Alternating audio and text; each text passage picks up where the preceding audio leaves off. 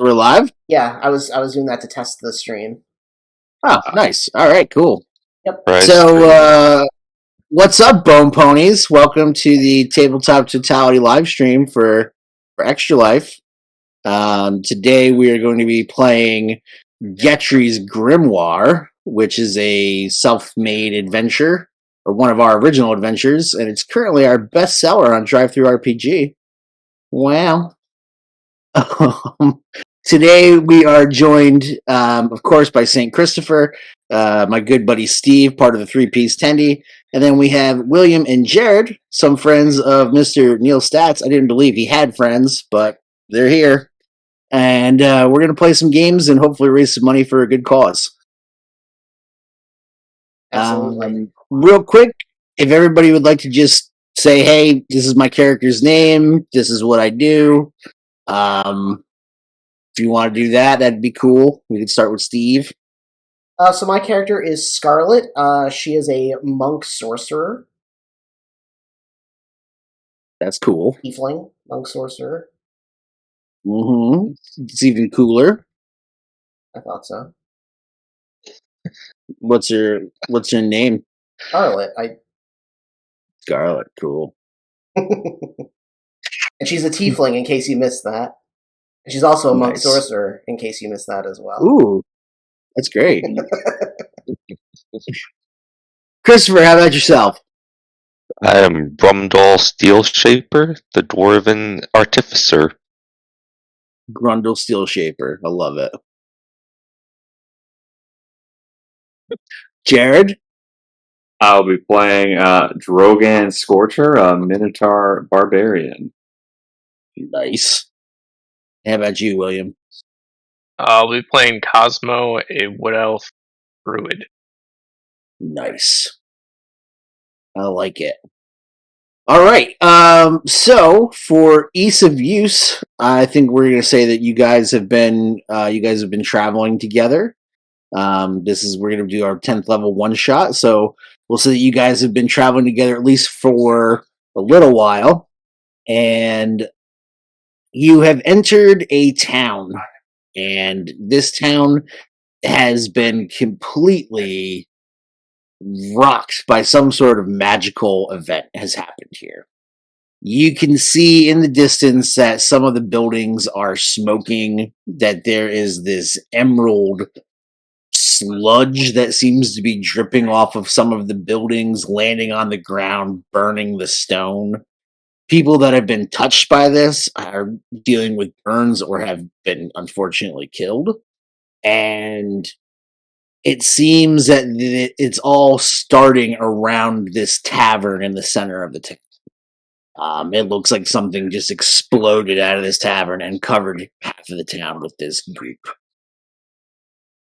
This magical goop. So as you guys are entering the town, people are kind of frantically running about, trying to save their property, save their loved ones. But there's an obvious push of people and guards trying to get closer to the tavern to figure out what's going on. You guys would probably be a block or two, I'd say, from the tavern.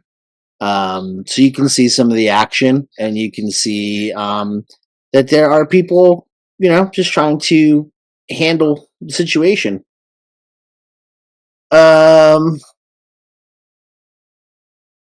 With that being said, I think we'll just get maybe like a quick initiative, just so I have an order of operations. Oof.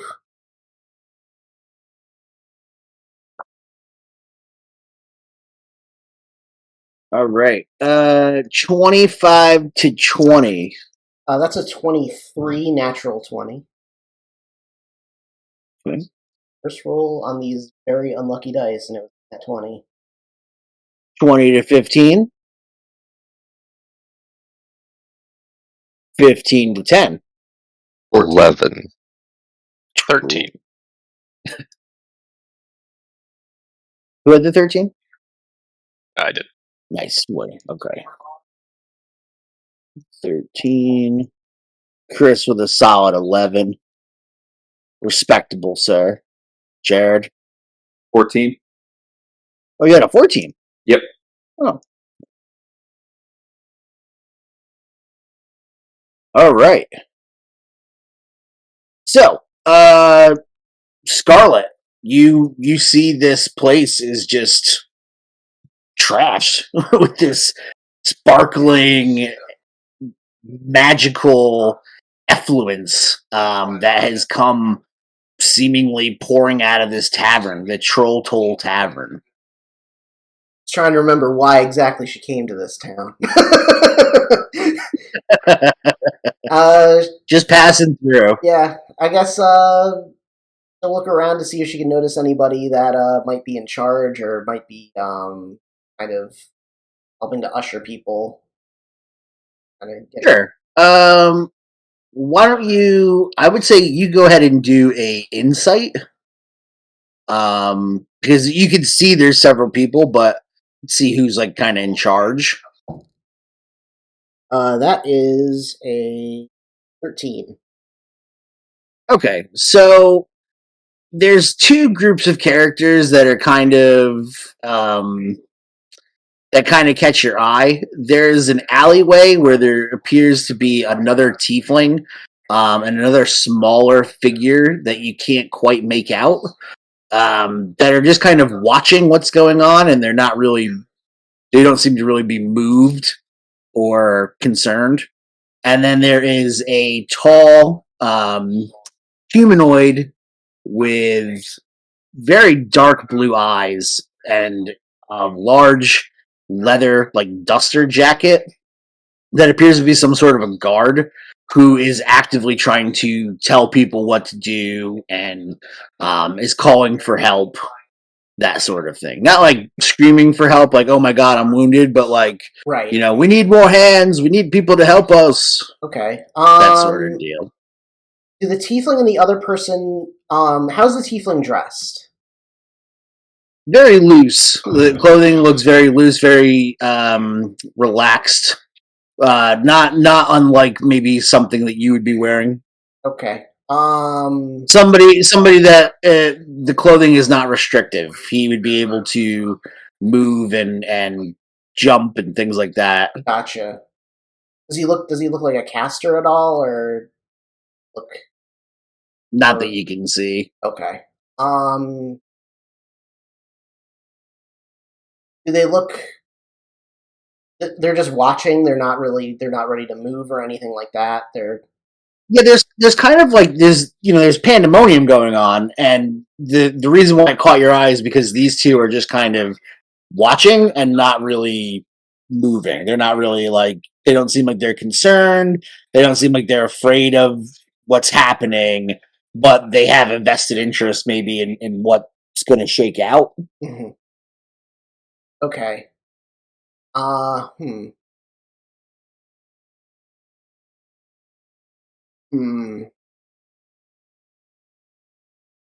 trying to think because it's she might think that they're the ones that caused this, but at the same time, she doesn't want them to get away. Right. But at the same time, finding out what happened, she's gonna start to approach those two in the alleyway. Okay. All right. So just for ease, we'll say that 50 feet in front of you would be the captain, and then 50 feet to your right would be this alleyway. Okay, so she's going to start heading towards the alleyway. Okay. And that would bring us to Jared. So she's making off towards the alleyway they are? Yes. Okay. Is this crystal in the middle of the street or the tavern, or do we not see that yet? You said there was goop, but also mentioned a crystal, I believe.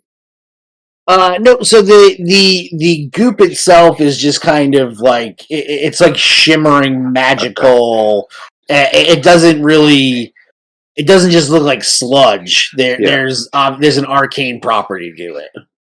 I'll kind of see what Scarlet I kind of figure out what she's going for and just kind of follow along, keeping an eye out, see if there's anybody watching us as we just kind of arrived in town. I usually stick out a sore thumb in most places, so Okay. You wanted to go ahead and do a perception? Sure. Yeah. Okay. Awesome. Roll an natural one, so that'll be a 7. So you, as much as you're trying to look around and maybe be kind of inconspicuous, you obviously stick out because you're just a big minotaur. But there's enough of a panic going on that really nobody is like, "Oh my God, there's a minotaur in the town." Okay. I'll just kind of follow Scarlet then. Ushering along Right. the other two, I guess. Cosmo. How close is the nearest goop? The nearest goop, I'd say probably within 15 feet of you, you could see some goop. I'm gonna walk over to it and poke it with my quarterstaff. Okay. Is your quarterstaff magical? Nope. Okay. So as you walk over and you poke this goop, it sticks to the edge of your quarterstaff, and you see it starting to kind of eat away and burn at the tip that you have put in the goop. Don't touch the goop. And then I'm gonna follow them to the alley. Okay. Christopher? So I see him touch the goop and say, "Don't touch the goop."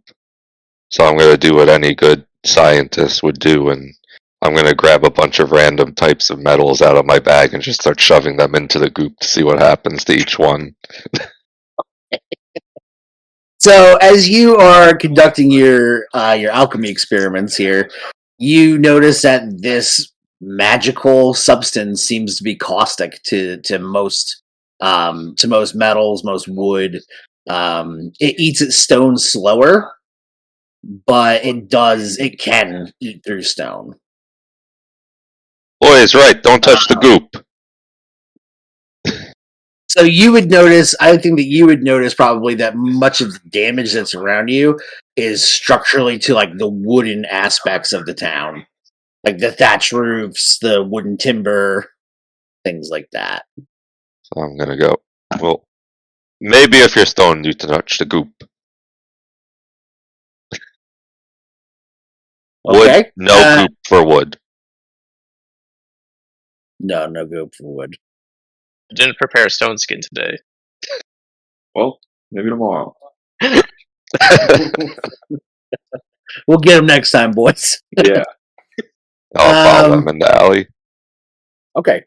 So the group collectively moves over to the alleyway, at which point the smaller figure takes notice that you guys are approaching and is a goblin that has some sort of cat motif going on. Kind of has tattoos and painting and stuff like that. It's all cat themed, but it's a goblin. Standing next to this tiefling, and the goblin starts kind of getting the tiefling's attention. And the tiefling looks up at you guys, kind of almost too late. They're not gonna run now. And tiefling's like, "Hey, you don't know anything about what's going on over here, do you?" Actually, I was coming over to see if you knew what was going on. You seem very, very interested in all of this, more so than the people that are actually being affected by it. Well, I'm kind of looking for a friend. You guys are an interesting group. Got a lot going on. Yep. Same. Well, anyway, we're looking for one of them deep gnomes. Yeah, we're supposed to be doing a deal with them. At this point, the goblin meows, kind of in agreement. Can you speak? Tim? Oh, Tim can speak. He just chooses not to? Yeah, just he's got to get to know you. What kind of deal were you doing with this goblin? Oh, well, with the Or, not gnome. goblin. Gnome, sorry. Yeah. Too many G's. Well, I kind of sell things for people. Things that might be, Hazardous to buildings. sensitive. Yeah, Dangerous. things that maybe you can't just buy at a store, or I wouldn't say stolen, but maybe previously owned. Like a estate sale. Previously owned. Yeah. I'm kind of what's known as a fence. Is he your supplier? Well, sorta. He works for some of the wizards in town, and occasionally he comes across things that maybe he could part with instead of letting end up in a museum. Did you check with the wizards? He was with them. Oh no, I don't talk to the wizards. No. At this point, Tim shakes his head.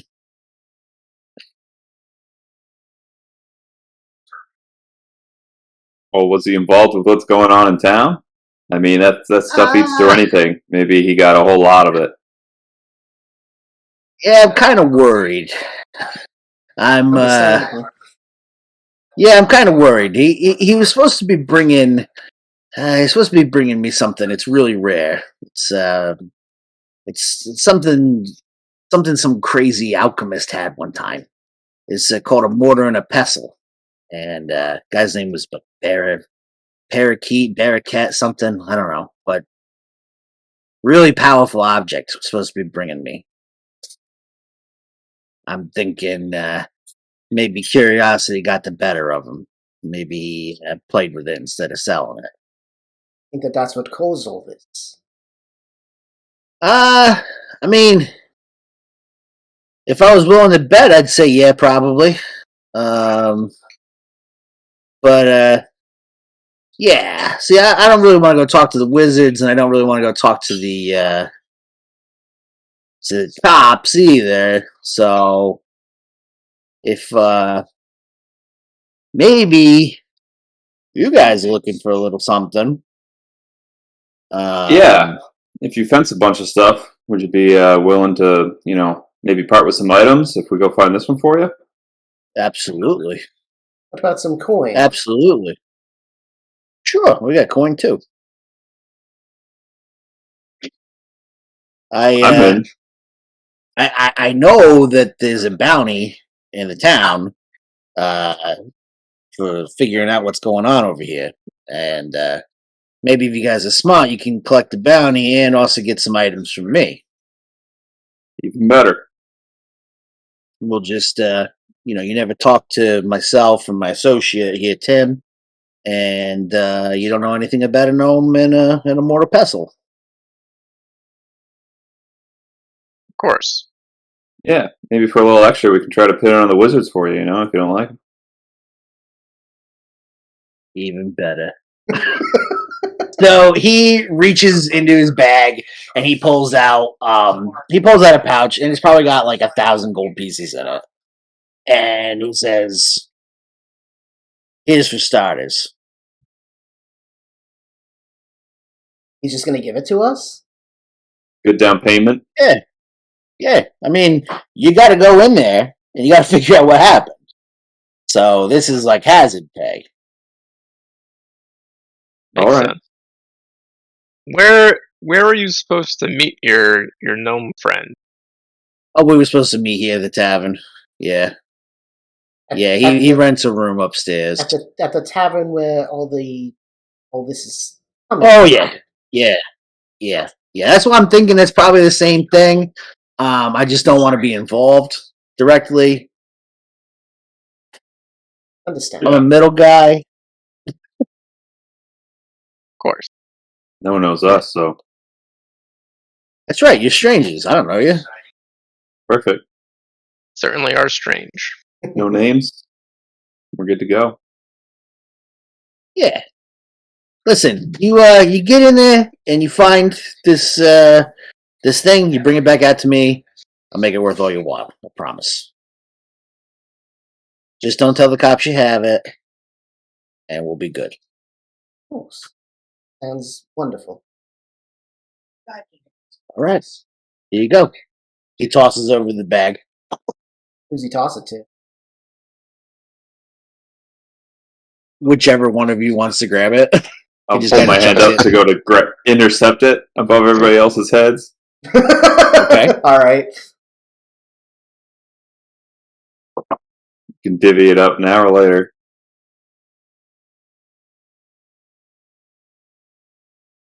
Well, Doesn't matter to me what you guys do. I don't want to have to crawl through goop to get it off your dead body, so... Divvy it up now, then. Yes, that's fair. We'll be back with the pestle. And the mortar as well. All right. Yeah. I look forward to it. And listen, if you do find the little guy in there, if you can get him out, I mean, he's valuable. Maybe not any items of this caliber going through him, though, anymore. You know, I probably should have known he had a penchant for things like this. He liked acids and goops and stuff. I knew this going into this deal, but I didn't think he would. I don't think he thought this was going to happen either, but for all I know, he's up there smoldering. But Well, we'll do our best to find him. all right, then. Come on, Tim. We got things to do. Tim meows and they walk down the alleyway. Well, All right. Shall we see about that bounty then? Looked like there was someone over there that gives a bit more information about. Yeah. Good to me. Right. So we'll start heading over towards the guards and the one guy that was like kind of yelling at everybody. Okay. Yeah, so this guy, he looks like he's the one with the very dark blue eyes, almost purple eyes. He's got long black hair. He's got this duster jacket on. And underneath like the duster jacket, you can see he's got some sort of like badge that identifies him as like an inspector or detective or something like that. Okay. And he is currently, he's hollering, "Oh, we need a medic over here, and we need this." And as you guys start to approach, he's like, "Are you volunteers?" More or less, yes. We've heard about we've noticed what's going on in the town, but we've come to investigate and see if we can. You know what the hell this is? No, but we're here to find out what is going on. Okay, listen. I don't care what you have to do. There's a 5,000 gold piece bounty to figure out what this is and to stop it. And that's available to. I don't need to hear more. Yeah, that sounds fantastic to me. Listen, it keeps spurting from the building every so often. I'm not sure what's going on. From the doorway? We've already lost out through the roof, through the windows, everything. Has there been any explosions? No, there was just one in the beginning, and then it seems like it just oozes out occasionally. We'll fix that. Has anybody gone into the building? Yes, I've lost several men already. Anyone like us? Has anybody come out of the building? Out of the... No. No, we're thinking we may have lost everyone inside. Have you tried destroying the building? No, we were trying not to do that. But I'm not quite sure how to stop this. Water doesn't seem to work. Has it only been guards that have gone inside? Have others like us gone in? No.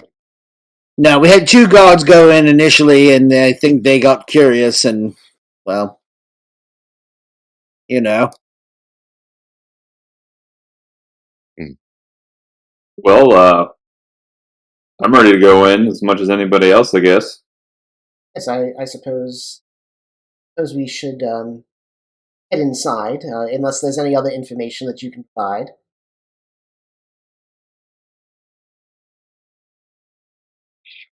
Listen, anything you could do to help would be great. Very well. Oh. Right. All right. Strap on my shield. Okay. All right. So,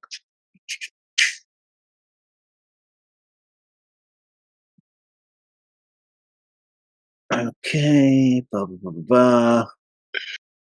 So, you will be tasked with entering the building, the troll toll. And we have a map of that, I believe. You and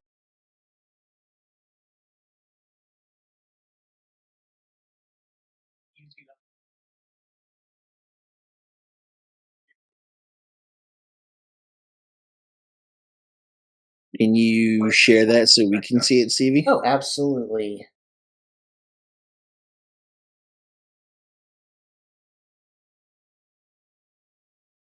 Where is my mind?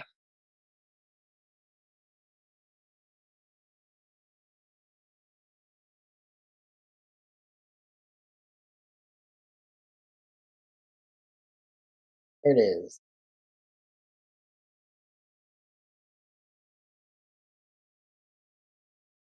All right. Everybody see that? Yep. All right.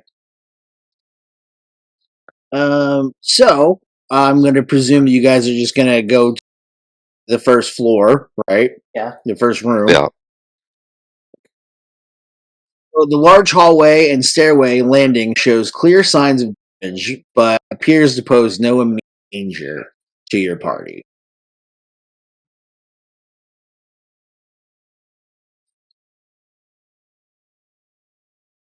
So all around in this tavern, you'll see that there is, you can still see the goop is eating away at things.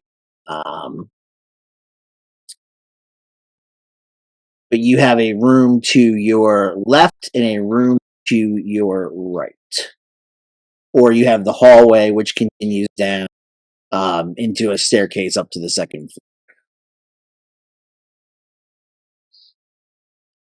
floor. Right. Oh, guess I'll lead the way and kind of truck forward, checking up, opening the room, seeing if there's a source to anything. Okay. So you have, like I said, you have two doors. You have one to the left and one to the right. I'll head left.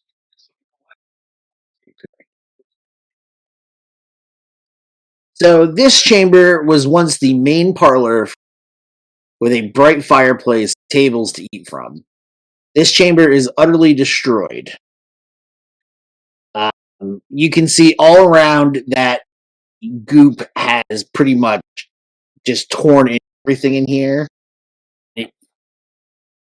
You get the sense that to travel through this would be very difficult. And there's also like an overwhelming kind of like the smoke that's kind of coming up from the burning ooze is noxious and somewhat toxic. I will promptly shut the door. Okay. It's not in that one. Not that way. And try the other. Okay. So the second door. This communal bedchamber is partially destroyed. Some items appear that they could be salvaged, including books and various articles of clothing, camping, or travel gear. The acid here has heavily damaged the floor. This kind of just looks like a destroyed place. I don't see anything of significance. Yeah, it connects over to. You do know that it connects over to another storage room. From what it looks like, is that there's like a storage room would be chamber number 4, and it looks like you could traverse to that chamber, but the floor in front of it looks pretty heavily eaten away by the acid. And you want to try to make it over to the other room? How big is the hole? It's not a hole. It just looks like the floorboards have been very heavily eaten away by that. So it looks flimsy, but it's still solid. What about the door? It's not just a big gaping hole. How does the door look? The door looks fine. It doesn't look eaten away or anything? No, not really. The acid seems to have cooled down in front of the door. Got it. Does the door look sturdy or like reinforced or It's anything? not. It doesn't look like a big It's not like a big reinforced like fire door or like a security door, like a big door. It's just like a simple like household door, like a closet. Okay. I could try to get in there if you want. We need to check everywhere. Yeah. I think. Maybe Right. someone's trapped in there. Okay, Wait. Can I look to see if there's sludge behind the door? And you look to see if there's sludge behind the door? Like, look under the cracks. I don't want her opening the door and just a wave of corrosive acid falls on her. Yeah, you could go ahead. Give me an investigate. As you get down and you're kind of trying to peer under the door. 22. It does not appear that the room is filled with acid. It doesn't seem that when he opens the door, that it'll cause anything to fall out.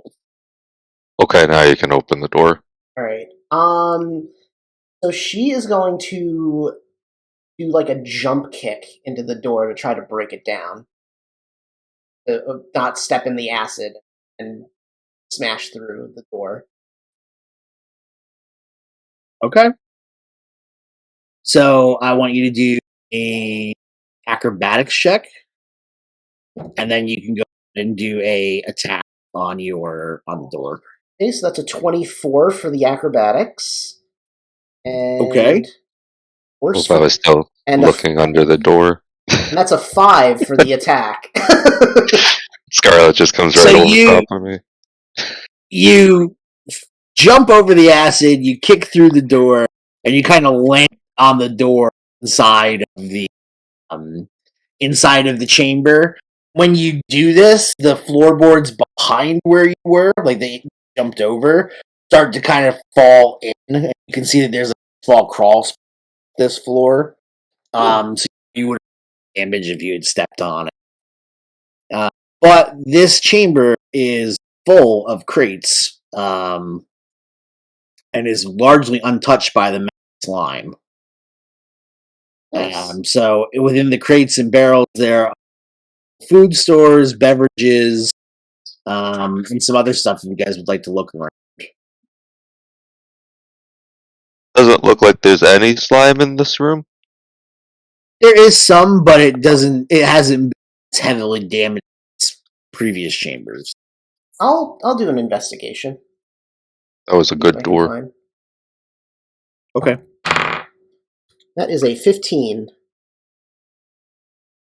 15, you're looking around and you're just seeing a bunch of food. Doesn't look like there's anything worthwhile in here, so definitely not the source of this.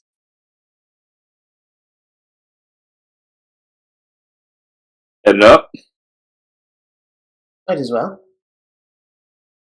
I want to throw some of the food in the goo and see what happens. Preferably any meaty food. Alright, so you find what is like a big haunch of like smoked, like you put it into some of the goop. You watch as the just slowly starts eating away, dissolving flesh, smoking. Was the fire igniting the ooze or just kind of like burning it off in the other room? The fire would be still burning, like on the wood and everything, but the fire doesn't seem to be affecting the acid or the goop. Yeah, it doesn't seem to have any sort of aversion to it. Okay. I'm gonna take out a notebook and just write meat bad. Okay. And if you look, you'll see there's a list of everything I've thrown in the goop so far and how it responded to it. Okay. So, I believe... Where is room 5?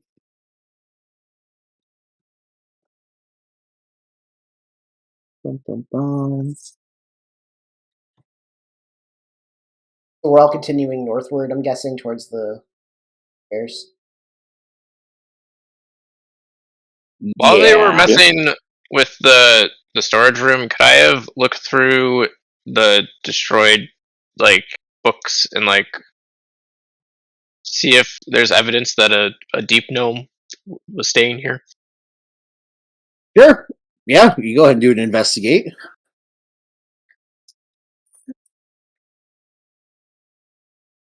Uh, 10.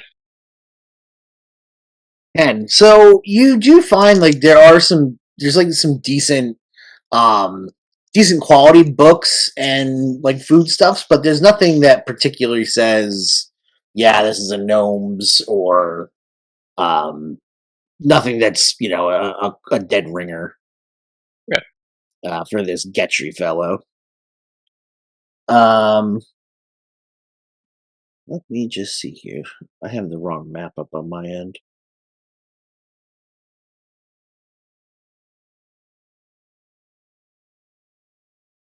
Boo, boo, boo. Alright, so...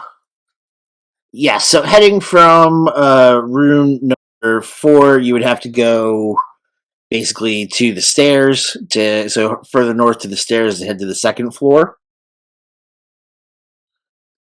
And on the second floor, you would come up in what would be room number 8, which I think is that hallway. Okay.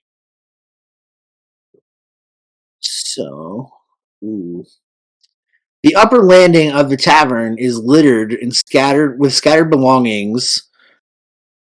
With scattered belongings, there seems to be broken potion bottles, heavily damaged books on a variety of arcane matters, and what appears to be some finer clothing and robes. Do these look like wizards' robes, like the people in the alley were referencing? They do. They're small statured, and they appear to be, of at least a high quality make. Interesting.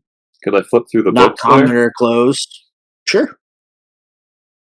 Yeah, if flipping through the books, you can make an Arcana check to see if you know what they're about. Do the books look do the books and clothing look mostly intact? Everything looks mostly intact. It's just scattered on the landing. I got a 12. Okay. So you get the gist of it, that this is some sort of a brewer's guide. There's some sort the magic is about making potions or acids or things like that. It's about making substances. Interesting. Do those books look complete? Do they look? Does it look like they're missing anything? You could probably, if they're intact and they have any sort of information, might be worth something. I was gonna pocket them anyway. Yeah. But yeah. Yeah, I'd say in total, you would find there are 7 books, and probably each of the 7 Should fetch you 50 gold pieces. And what about the clothes?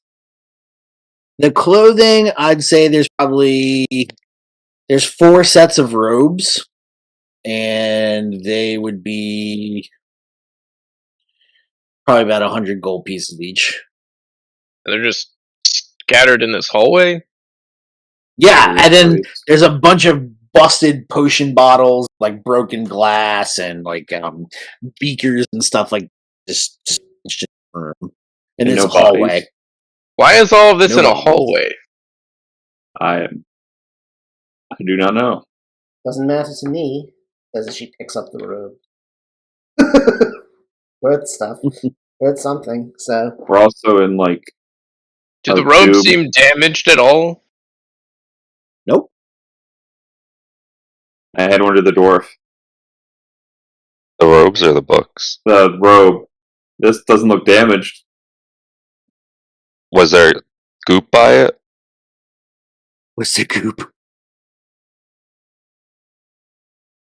Maybe they knew what they were getting Was there into. goop by the robes? Yeah. Yeah, I mean, you can see, like, you're in this landing. It's the robe in the goop. It's kind of clear. There's not a lot of goop in this area. I'm going to throw the robe in the goop. You throw your robe in some goop and it starts to smolder. No, it just didn't go in the goop. It's now worthless. We've made some money off of that. Well, we know not to put your robes in the goop now. Now you can knowledge is better than put it on the list. Yeah, you can add it to the list now. Scarlet puts. I figured if they were making bad goop, I'd want some. They might have something to protect them from it, but it doesn't look that way. Scarlet puts 3 fine robes into her bag.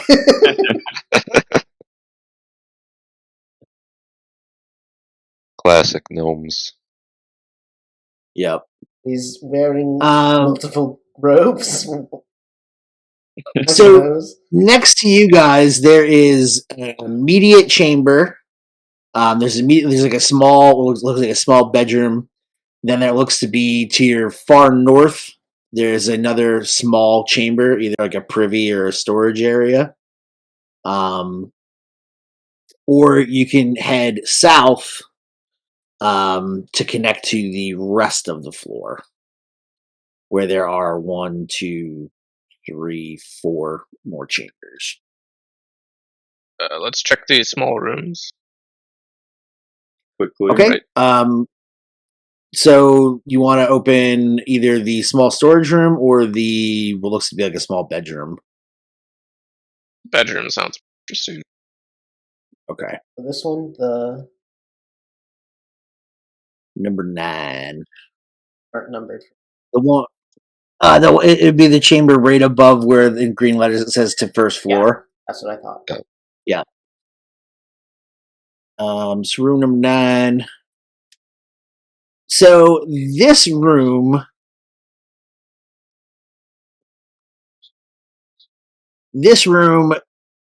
upon opening, you can see that there is a large amount of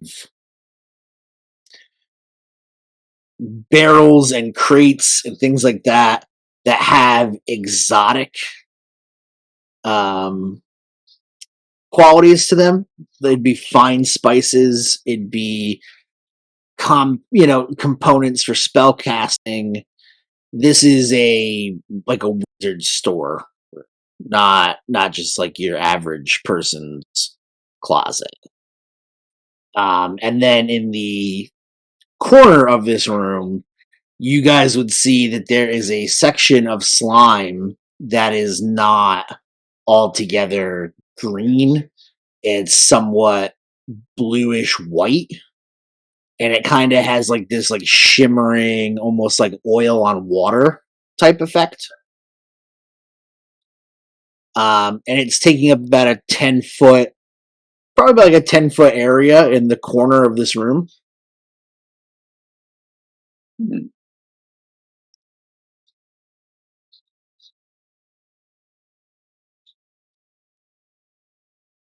That's different. Do we need to test it? I look at the dwarf. Yeah. The water? This like bluish substance. Oh. Yeah.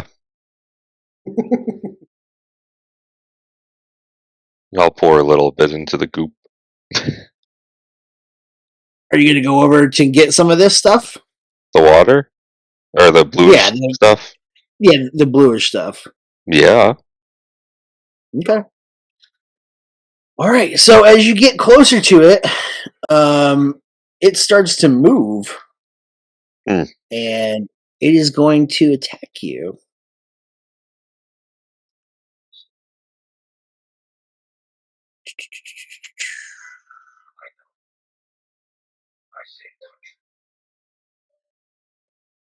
Okay. Nice. Nice, guys. Nice. So it makes its first attack with advantage. That's a 18 to hit you. Shield. Oh, son of a bitch. And the second one, 23. That hits. Okay. So you're gonna get 1d6 plus 1d4. Did you say 1d3? No. Oh. 1d4. Oh. It's like, that's not a dice. Could be. So you take... Yeah. You take... basically, from this slime, this oil slick, a tendril lashes out and tries to strike at the dwarf. And the dwarf quickly throws up his shield, his spell shield. And then as he's trying to back away, another one of the tendrils latches out and hits him. And it deals you 1d6, because that's going to be 8, and then the bonus, 12 points of bludgeoning damage. Yes. And then 3 points of acid damage, and 3 points of lightning damage. So many types of damage. Jeez. Yep. Yep. And as you start looking at this thing, Chris, you would notice that within, in the shape of this oil slick, that there's little bits of, mouse fur and, a dead rodent skeleton and, a finger. And it's all these different things that are all connected together. That's helping this thing grow. It's how it's taking form. It's made of a bridge of bones. Mm-hmm. Don't know how we didn't see that before. You have to look very hard. So then the only other thing you have to do is you have to make a strength save for me.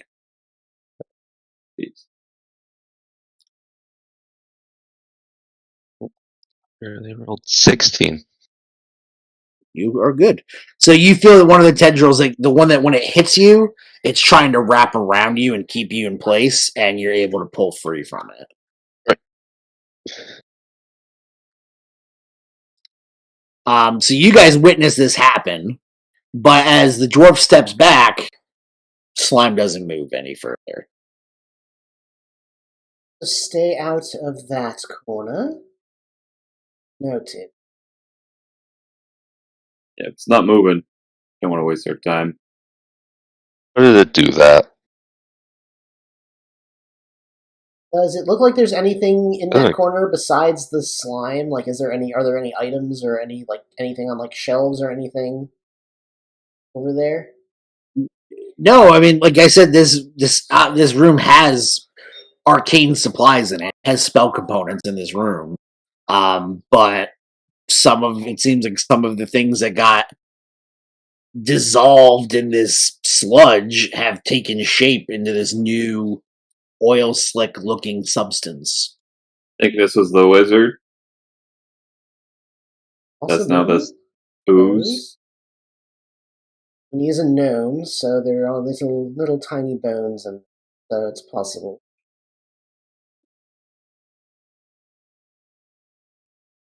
I don't know. Are you going to go to the next closest room? Pick out the bathroom. The bathroom. Are there any components here that you would think would be useful, darling? I asked the dwarf. Do I see anything? Brumdle will investigate. Okay.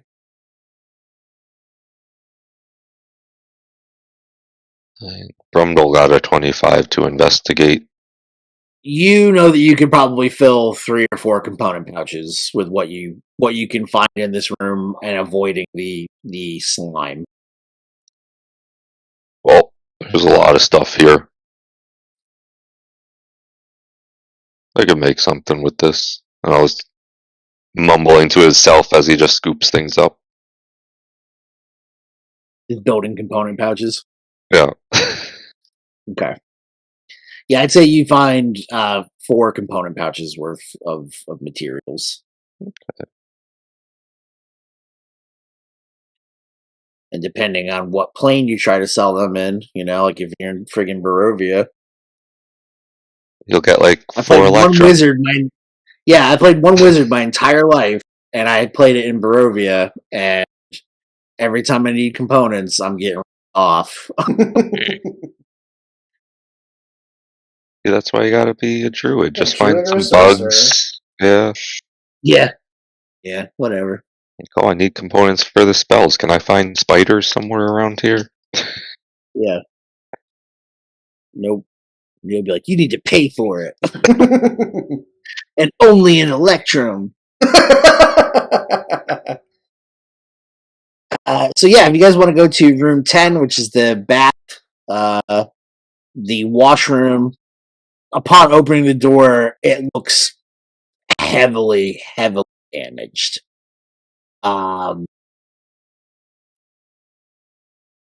You can enter the room, but it just, from what you can see, the room looks like it's compromised. They wouldn't have to use the bathroom. You can do that in any of this goo. No one would know. Have we tried? Perfect. We haven't tried that yet. We haven't that. I pee on the goo. Oh my god. Brumdle watches very intensely. Yeah, I would say that the magical goo would not be affected by the urine. So. Brumdle notes it. It smokes as you're doing it, but yeah, I'd say it's doesn't get rid of urine. It doesn't. What a great smell! It smells strong, very strong. It doesn't travel up the stream or anything. It just no. It's like asparagus and regret.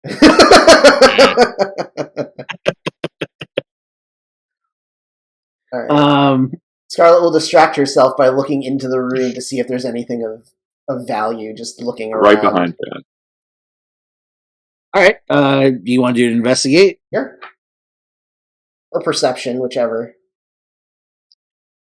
Are you looking for something specific, or are you just what's in the room? What's in the room? Okay, yeah, do perception. That's a 6. You're not really sure what's going on in this room, but it doesn't. From what you experienced on the first floor, you think that if you were to step into this room, that the floor would probably not hold. Right. So that's your takeaway from that. All right. Find anything? No, he's pissing too loud. I can't focus. Oh.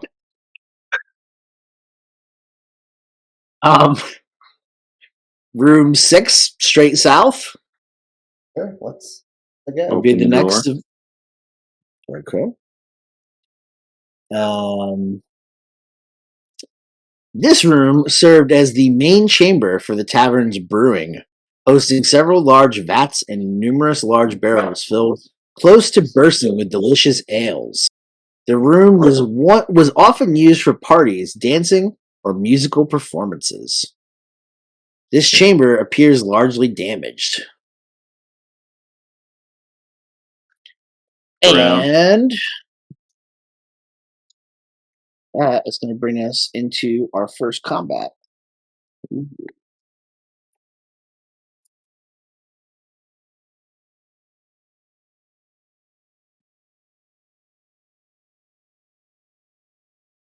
Give me 1 second here, people. Hey, Steve, while we're taking this brief break for me to get my notes together, why don't you tell folks at home what we're doing today? Yeah, we're streaming for ExtraLife. We're raising some money for kids who are suffering from a bunch of sicknesses, a bunch of illnesses, a bunch of situations that keep them from living a normal life, and ExtraLife sort of helps them do that by providing them with games, providing them with all kinds of entertainment so that they can lead normal lives. And it's been really helpful for Cody. I know Cody's been affected by them and helped by them, and a very positive thing for him. I was once a very, very sick kid. I had appendicitis, ruptured appendix, and I almost died in the hospital like 3 times. And I was in the hospital for like 3 months, and ExtraLife took care of me while I was there. Awesome. Nice. And they provided all sorts of like games and stuff so that you could try to be a kid, even though you're dealing with a situation, Absolutely. So there's a link below the stream if anybody wants to donate. Been posting our links on our social media for the ExtraLife campaigns, our individual ExtraLife campaigns, which are still going to Tabletop Totality and various hospitals that we're helping out. And we're doing this all for that, to bring awareness to that and to help get donations for these people to help out kids. So if you want to help donate to a good cause, the link is down below. Word. And then what is this weekend for ExtraLife? This weekend is Tabletop Appreciation Weekend, so we're going to be going all weekend. Which is amazing. Yeah, we're going to be going all weekend doing a couple of these streams of us playing tabletop games. Right now we're doing we're doing 2 today. We're doing GETRI'S GRIMOIRE right now, and then later this evening at 8 o'clock Eastern, we're going to be doing The Forgotten Sepulchre, which is another original Tabletop Totality module that we created, and is up on DrivethruRPG for you to look at and purchase if you so choose. They're both quality modules, and they're stuff that we put a lot of hard work into. So we support us with those. But again, this weekend is more about supporting ExtraLife. So you want to fund both. That'd be great. But pick up our adventure for free, play it at home with your friends, and live stream it with money for ExtraLife. Be cool like us. There you go. Exactly. That's all I got to say. Right, Chris? You tell him. Yeah. Powerful. All right. Strong statement from Chris. No, strong movements, Chris. I need everybody to roll initiatives.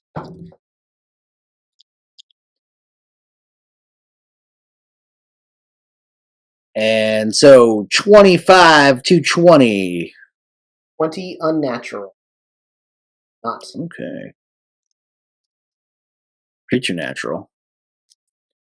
You know what I mean? 20 through 15. 19. Jared, was that you? Yes. Okay, I can't see my screen. Jared, is that you? Right. 15 through 10. 14. Okay, that's better. I got a 6 whenever you get there. Thanks, Chris.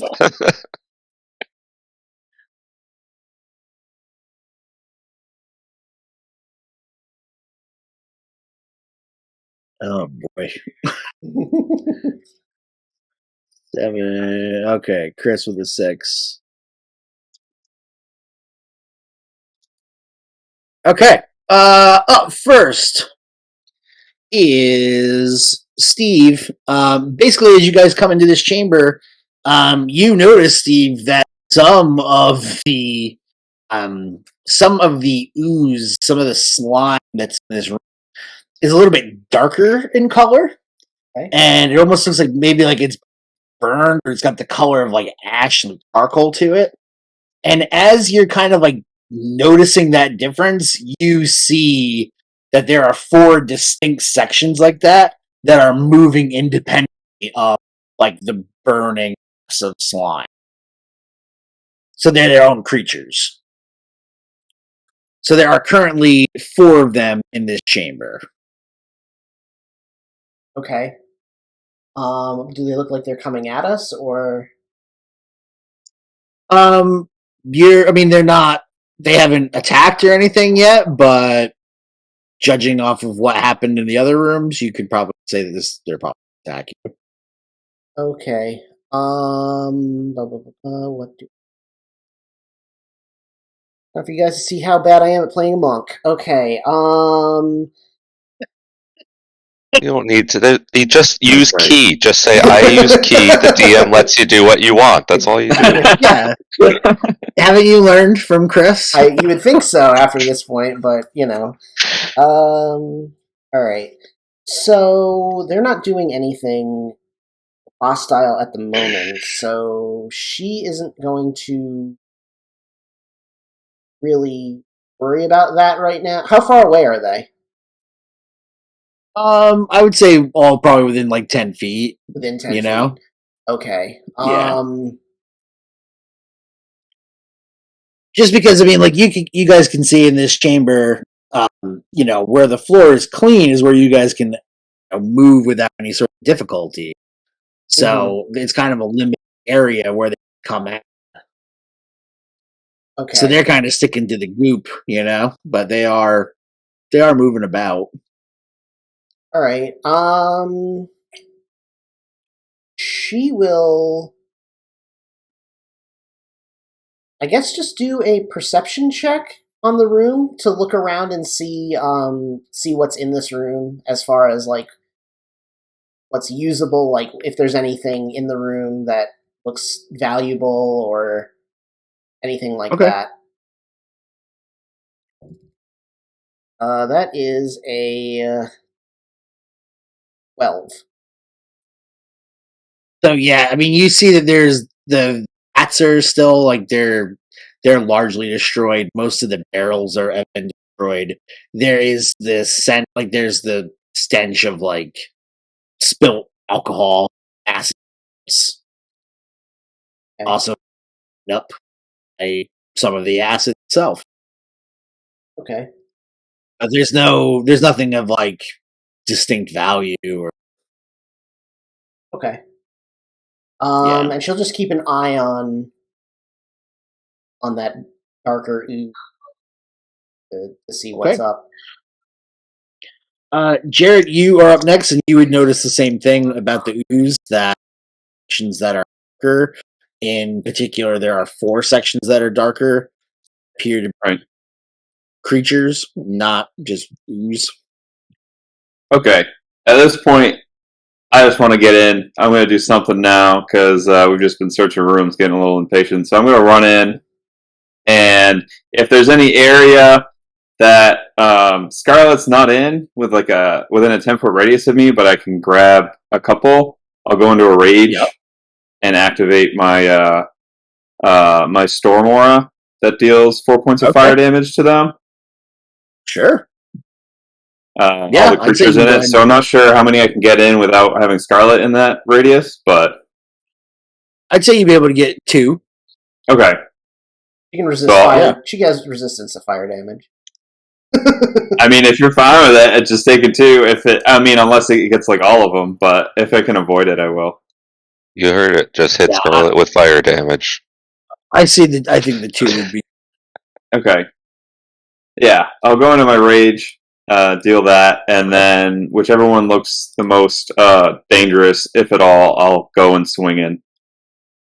Okay, so they each take 4 points of damage, right? Yeah, it's just the baseline 4. Okay. And then there's no save or anything. It just happens. I'm just looking for It's just all creatures in my aura. There it is. Okay. So as you do this, you do notice that it appears as though this darker section of ooze is not as affected by fire as you maybe would have. Okay. It's doing something, but it's not doing what you think it would. It follows from what I saw downstairs. Okay. Right. And then you're going to go ahead and swing on one. They're kind of, you can't really tell the difference between them as far as damage. I'll go in with my my Sunforger here and do 2 attacks. Okay. The first one to hit is 13. That's a hit. And that is going to be 15 points of bludgeoning damage. Nice. And I'll take another swing at it. And 23 to hit. That's a hit. With 13 points of bludgeoning damage as I'm just kind of running in, kind of roaring at it. So with your Sunforger, you take out 2 large sections of this goop, and it basically just gets splattered with your weapon. And there's basically like a third of the remaining. So effective attacks. Cool. That's it. I'm just gonna stay right there, ready to keep going. Okay.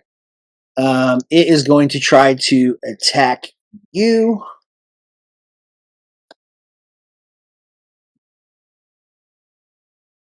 And your weapon's magical, correct? Correct. Okay, I thought so. Yeah, it's +2 and then has an ability. Okay. 21 to hit you? That hits. Okay.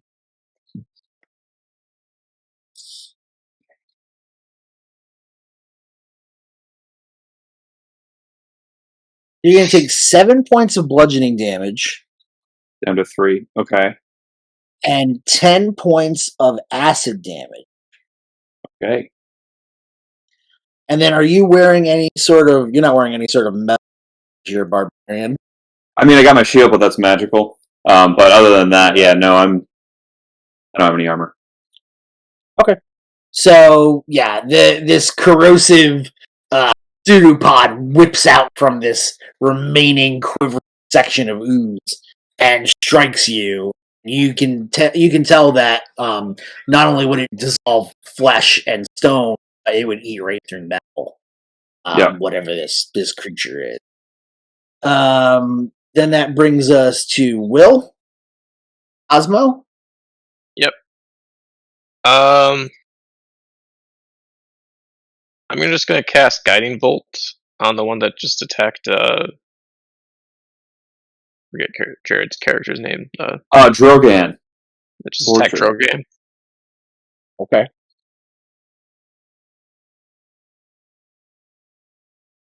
So that's a 21. It's a hit.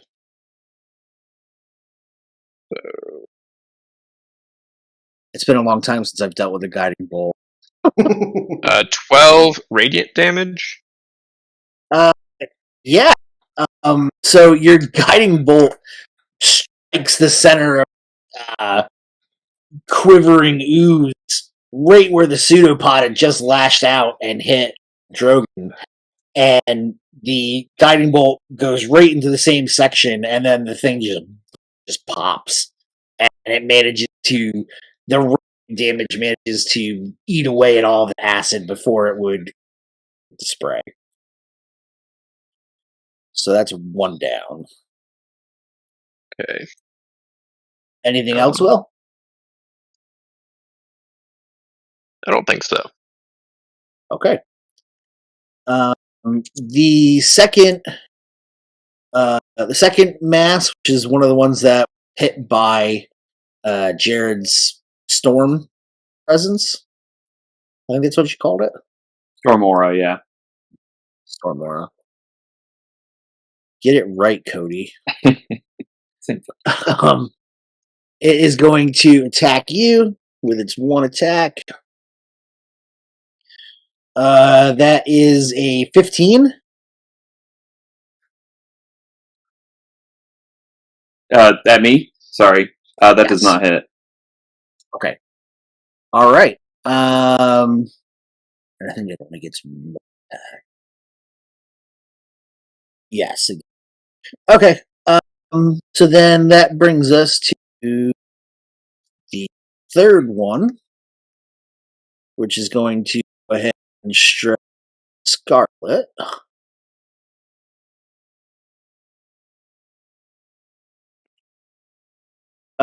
16.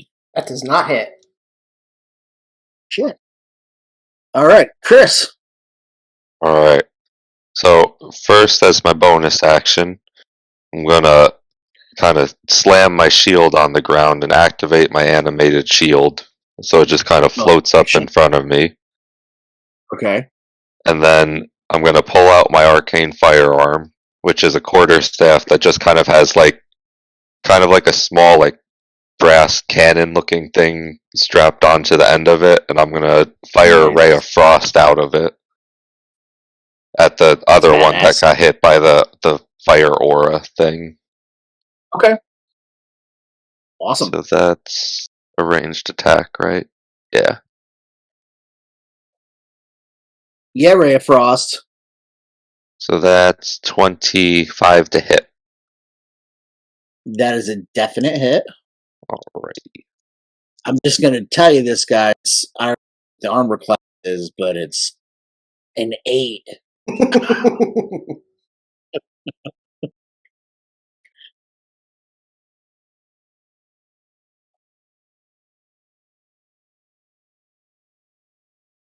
That's 24 points of frost damage. Okay. So as your arcane firearm blasts off this cold, just line of frozen energy, of arcane energy, it hits the sea where it's clearly freezing it, but it's not freezing it as much as you expect. Like where it hit the wood of like the tavern, it seems like it did more to like the structure than it did to the actual ooze. So there's some sort of resistance. It did damage, but just not as much as you. Remind me to write down cold later. And fire. And fire. And urine.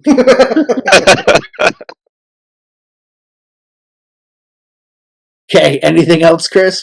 That's it. All right. And I do just want to stay like kind of in the doorway, so I'm as far back as possible. Okay. So then that makes this decision easier. The last ooze go after your will. And that is a 21 to hit.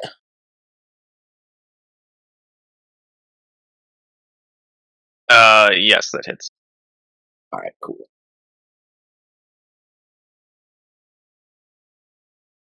So 2 points of bludgeoning damage. Plus 9 points of acid damage. And are you wearing any non-magical metal armor? Oh, I'm a druid, so no. Right. Yeah, I was gonna say that's illegal. Alright. Yeah, that's a big no-no. So you are good. So yeah, another one of these dark tendrils kind of lashes out and strikes at you and starts burning away at your skin. And then that brings us to the top of the order for Steven. All right. Steven the Betrayer. Yes. I run away. Trey. I was never in the Go to collect my arrows. Yeah, exactly. You're also aggressive. I love it. And then I'm gonna look over at the dwarf and be like, Got cold and fire. How about lightning? And so she's going to try to use shocking grasp on one of these things. So she's going to go over and like palm strike it and let out some electricity at it. Does it Okay. I think it has to do something for that. I think that's a U attack only. Let me take a look. Grasp. Make a melee spell attack. Okay. Strike. Nat 20. Nice. Okay. So it uses its legendary resistance. Right. So the legendary goop. Do I roll 2d4 for that, or do I just do the 1 and double it, or how does the crit work on this? You can do it either way. You can double the die, or I always double the die.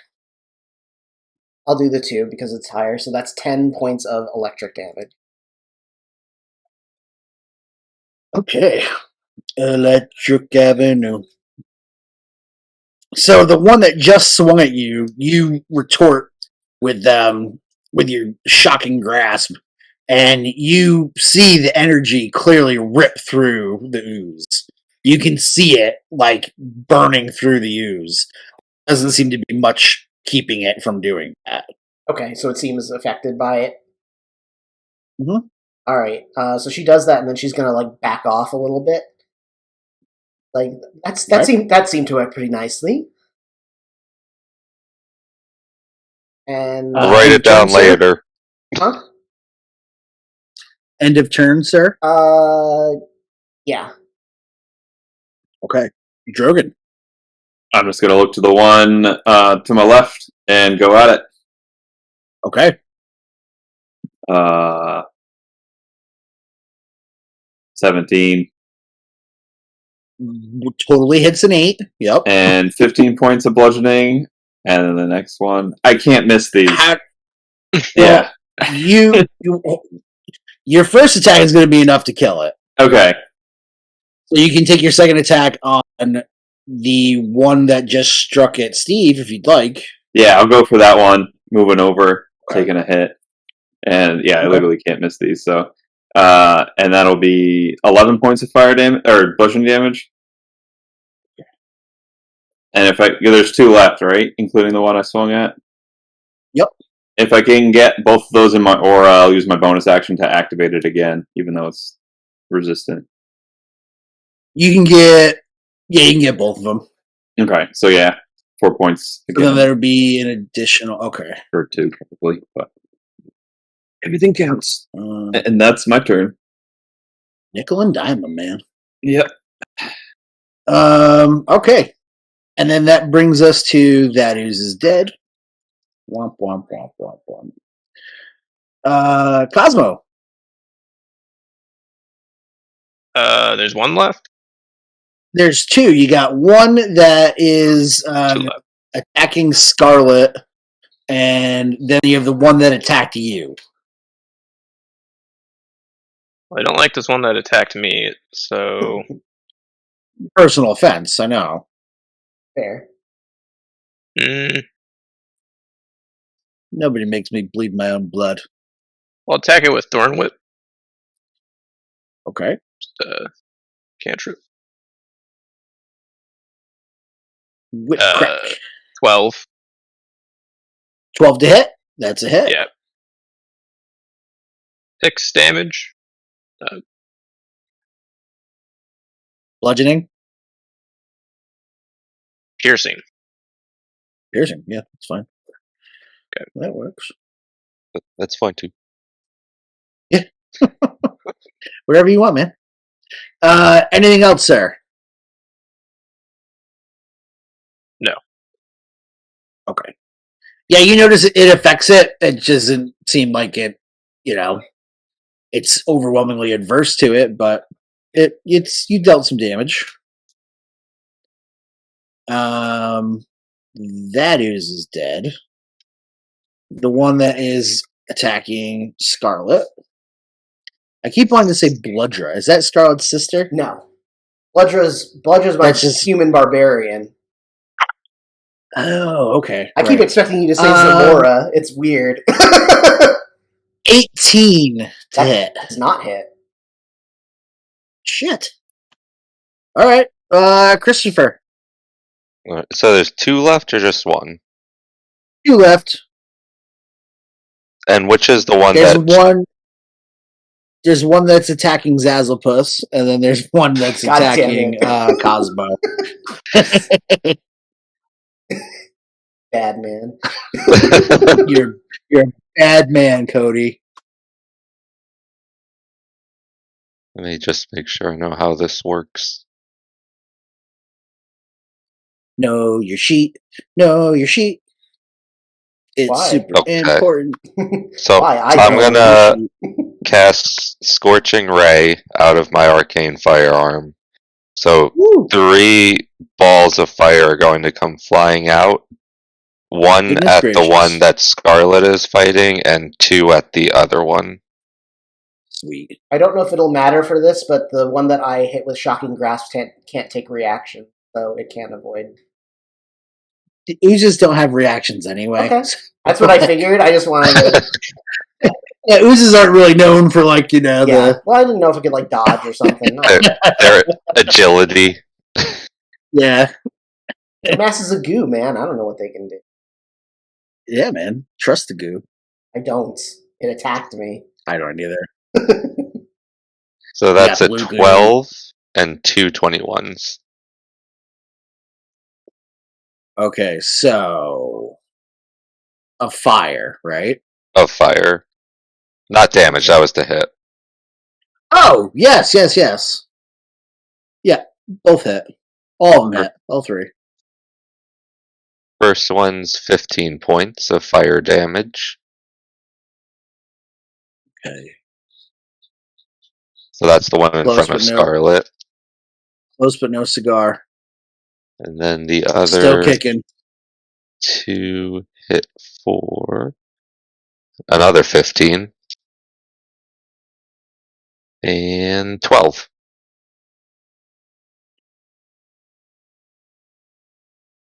Okay, both oozes are still standing. The one that just got hit is going to lash out at Cosmo because he's in the room. That's a 19 to hit. Oh, that misses. Okay. And then we're back at the top of the order with Zazzle. So the one that he hit, how's it looking? Or the one that I've been fighting? That just got hit with that Scorching Ray. It looks somewhat diminished. Alright, she's gonna run up and it's much smaller than it was. Alright, she's gonna run up and punch it. Punch it! You give it the Falcon Punch. Damn. You know how you say you can't miss? I rolled a 7, so it's so diminished that she goes to punch it. Just... You rolled a 7 and you don't add anything to it? No, that was with the +3. Holy crap! Yeah, I rolled a 4 +3. So there's a punch at it, and it probably You only have a +3 for your attack? For unarmed, yeah. As a 10th level character? Well, 7th level monk. What is your 7th level monk, and you only have a +3? Her dex is 7. Her dex is 17. You get proficiency bonus as well. Oh, shit. Oh, okay. Then that makes it okay. That makes it an 11. I didn't know that. Okay. Like your proficiency bonus is more than a 3. Okay. It was just this fight. Hey guys, I don't know how to play monk. What's up? Yeah, you're fine. I hadn't been adding +3 to my damage. It just because I was raging. So okay. We're all learning. All right. Running around with a. All right. So that's an 11. So she hits.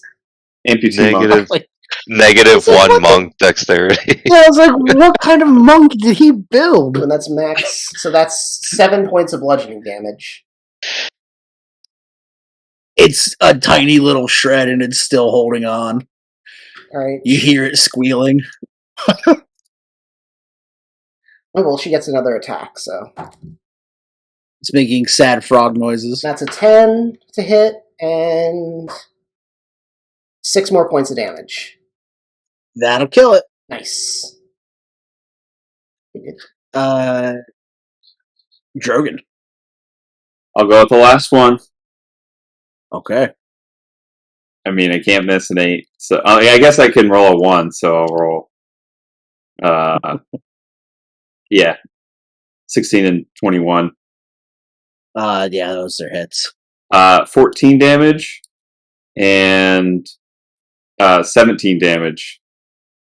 How do you want to do it, man? I just want to run in and hit it twice and then kind of fling to the side off my horns to move it out of the way. Nice. And it just splatters against the wall just uselessly, not even burning anymore. All right. So you have now cleared this room of enemies. Anything else in here?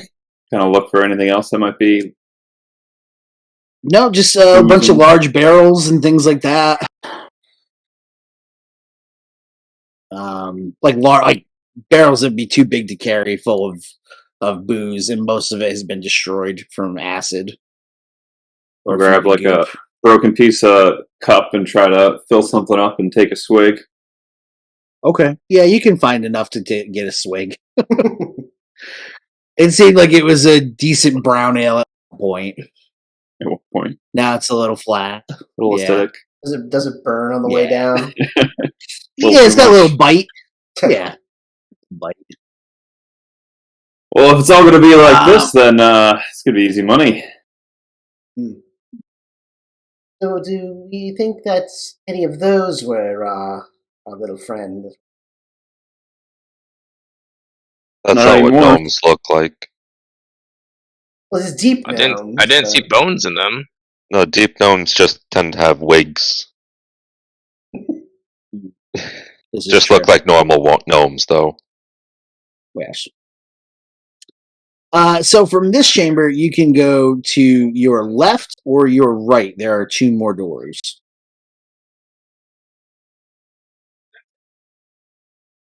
To the left? Yeah. So, the left on the map or the left that we would be facing? East or west? Yeah. Guessing east. Yeah, you can go to the east or the west. East appears to be a smaller room. West is a larger chamber. Well, it won't take long to search this small room, so see what's in it. Okay. All right. So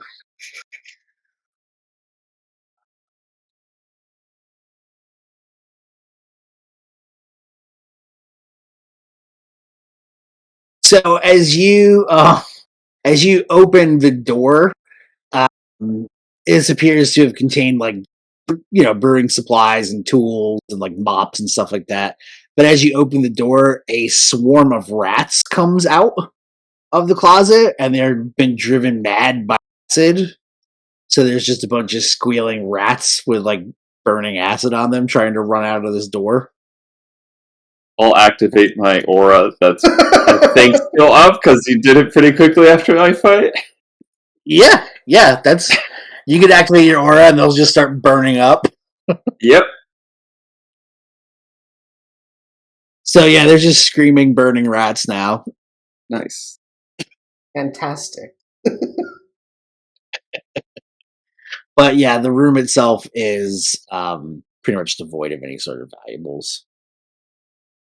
Okay. So now you want to head west? Yeah. Yeah. Okay. There's other options. This chamber was once the second most expensive guest room, and was used to what appears to sleep parties of up to 4 members, just by the amount of beds that are in the room. It's destroyed, but there are belongings. There are assorted belongings throughout the room. But there doesn't appear to be any sort of creatures or anything. I will investigate the belongings. Okay. That is a 3 altogether. Yeah, you're not finding anything. Do you want me to take a look? Are you doing okay? Yeah, you can take a look. Okay. Finding any? That's a 24. Yes. So, Grundle, you would find a small chest underneath one of the destroyed bed frames. And inside of the chest is 1,000 gold pieces and 2 potions of healing. Ooh. I found this. You found this? I found it. I found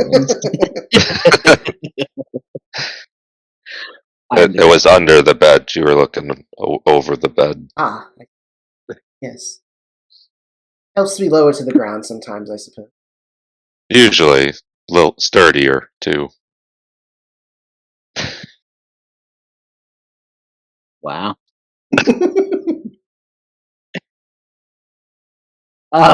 Plenty sturdy, thank you. Seen these thighs? Nothing but muscle. Pure power. So then the last room, if you guys head over towards it, is the bedroom, the private upstairs room of Getri. And it appears to be the epicenter of the magical explosion of slime currently afflicting the town. So items that he coveted that were in this chamber have all pretty much been obliterated.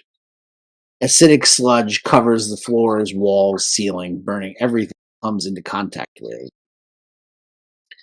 From the northern wall chamber, there is a large walnut dresser that once held finery and rich robes. Pulsing with purple glowing light is a grimoire or text of significant power, which is opened upon the top dresser drawer. And you can see that this purple energy is pulsing from this book. It looks like we found what we were looking for here. We were looking for a mortar and pestle. Yeah. Yeah, this book doesn't. Book. This seems to be where the ooze is coming from. Oh, yes. That's what the 5,000 is for, remember? Brumdoll's gonna pull out a mortar and pestle just to show Scarlet so she knows what it looks like. This is what we're looking for. Thank you. Thank you. Hey, what if we just give those guys in the alleyway this? Skip town. Take the pestle and go for ourselves. We haven't found the mortar. Well, when we get there, just say that the magic, was used up doing all this. Like where your head is at. And we bring this book to the guards. We bring them this mortar and pestle, and we tell them that the magic was used up, and everybody wins. Yeah, that's even more so.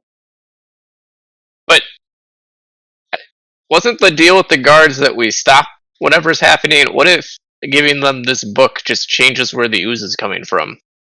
I don't think the ooze is coming from the book. You look at the room. Is there any goop coming out of the book? You can see all around the book is goop. It looks like it exploded out of here. There's something. It almost looks like you can look into the purple light. It almost looks like it goes deeper than just the page. I go poke the book with my quarterstaff. Poking the light? Yes. The tip of your quarterstaff seemingly peers into the book.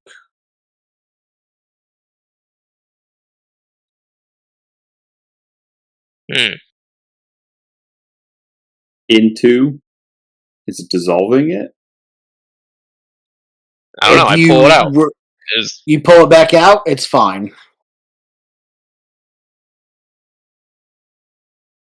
I think there's a portal. I reach my hand in and pull it out. Same What if thing. it's a portal to the slime realm? You feel all sorts of weird sensation. So, like when you stick your hand in, it's a weird sensation, but there's. Is it this? How big is this portal? Just the book itself. It's like an 8x11 book, but it looks like you could go into it. Try like opening the portal. No, Wait. it'll just Like- open to like accommodate this you. big? Oh, okay. Yeah, So you disappear. yeah.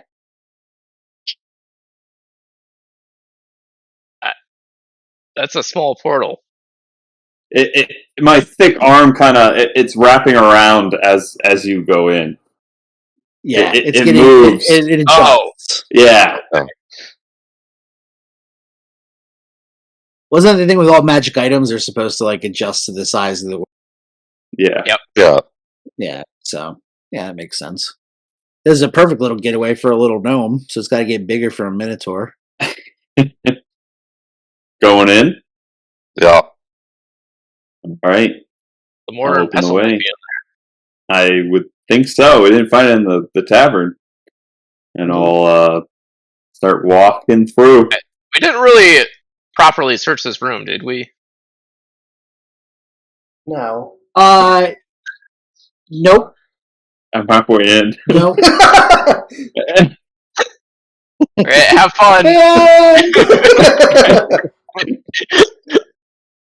He's used to it. Let's close the book and Should we bring look it back around to this the room gods. first, guys? Job well done. He's gone. Finally, I'm free. Hey, we can look around. Okay. Room is 19 very heavily damaged, but 19 for what? Investigation. Yeah. Really, the only thing that appears to be untouched is this book, this grimoire, and the portal. I'm gonna write in my notebook, grimoire. Okay, Resistant. resistant. Did you write lightning is effective, and that cold and fire are not? It looked like lightning was, right? Yes. And that urine was not effective. I really wish I had prepared different spells, but here we are. All right, let's What go happened, through the man? portal. Let's go see if our Minotaur friend's still alive. Yeah. Oh, is that like a couple minutes? Yeah. What's happening to me? Yeah, so while you're in there, you're just kind of stranded on this, like, little hunk of land in this, like, virtual waste of slime outside of what appears to be some sort of, like, bachelor pad that this wizard has constructed in this demi-plane. So I'm in a huge room that's covered in slime. Is that what you're saying? You're in a demi-plane now, and you Gotcha. are, as far as you can see, there's slime. And there's little tufts of land that you can traverse to get towards where there's a manor. Okay. This wizard has built in this demi. There's like a hideout. I will wait. Steve, you want to open up our next map, and then we'll have our players. You know, we'll have them do the Mario. Yeah. Bloop, bloop, bloop, bloop. Speaking of switching it up, people, let's get some donations going for ExtraLife. Come on now.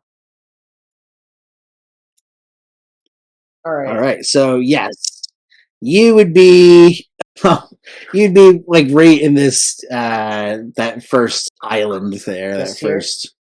Area here. Yeah. Yep. That area in there. Okay. Distance is.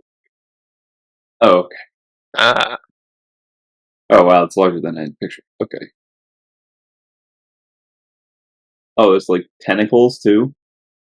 Oh yeah. Oh yeah. Kinds of fun stuff in here. So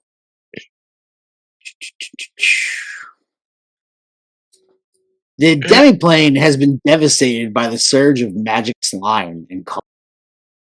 The map shows that there is a continuous path towards the small stone manor that serves as GETRI'S hideout.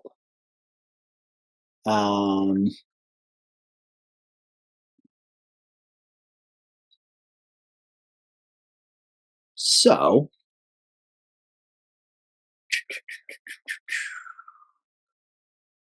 I will go ahead. Everybody's on the demiplane now, correct? Yeah. All right. And yes, as you guys are looking about, you see that obviously this place is a little bit nicer at some point. Toxic and massive slime that's severely damaged the gnome's bachelor pad. But you can see just with if somebody wants to check, they could determine the best path forward. What type of check was it? A survival check? That's what I'm used to. I could find a path. Go for it. Yeah. 15. A bad roll, but still 15. Okay.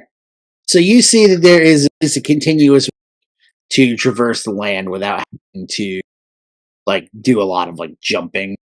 Okay. You guys would get over. You'd be heading somewhat easterly until you get to the fallen island that connects this island. At about that point, the midway point, number 6. As you are just about crossing this large log that's to the very east, the one that's laid out completely horizontal, is a small washed up in the roots of this tree trunk. A small what? Chest. Okay. And inside of chest is 1,000 gold pieces. Jeez. And 7 potions that are known as chemist salves. And that's KHEMIST. And the salve is SALVES. Do we know what these might be or how to use them? Somebody can make an Arcana check. I'll do that. Okay. 23. Ooh. Yeah. So you would know that the inside of these little jars, there is a viscous emerald jelly, and it is used to heal burns and poison and that kind of thing, and it heals about 2d4 health points. It is 2d4 health points in poison condition. So it's something that alchemists are fond of. You should take a couple. How are we divvying these up? And I'm up close and personal. Same.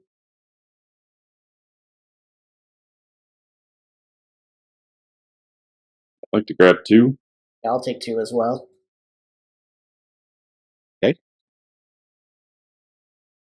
Same with those healing potions. We didn't really talk about.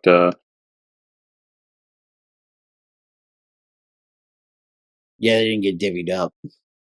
Yeah. How many healing potions were there? 2. You guys can have those as well. Each take 1. Take 1. And what type of potions are they, Cody? What level? First level. Just regular. Just regular. Yep. I'm just gonna head drink mine now.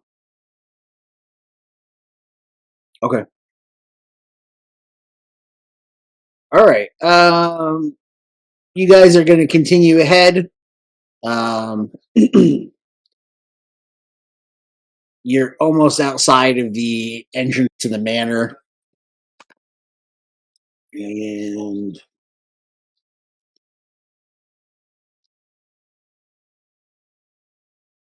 there's been no one of you movement. manages. Oh, go ahead. I was just gonna ask if there's like any movement that we see, like out here. Yeah. So what you do see out here is that there are several large tentacles that stick up. They occasionally like come up and move. They go down, and they just kind of seem. You're not sure what they're part of or really what the deal with them is, but you've kind of given them a bit of a berth. Okay. But they do occasionally pop up and like move around looking for stuff, and then they go back underneath. All right. Well, that's but strange. Then because of the roll that I have made, one of you spots a potion bottles that is unharmed. It contains 3 potions of what? greater healing. 3? 3 of them. 3 of them. Yep. Yeah, so I just rolled twice on the random counter, and you guys are monsters. Nice. So, yeah. Nice. Wait, did you say it was one bottle that has 3 potions though? Yeah, 3 bottles. Oh no, it was a crate that had 3 potions in it. Right. Okay. Yeah. And I'll grab one of those. You can have 2. Okay. I'm not gonna turn that. I'm not gonna turn it down.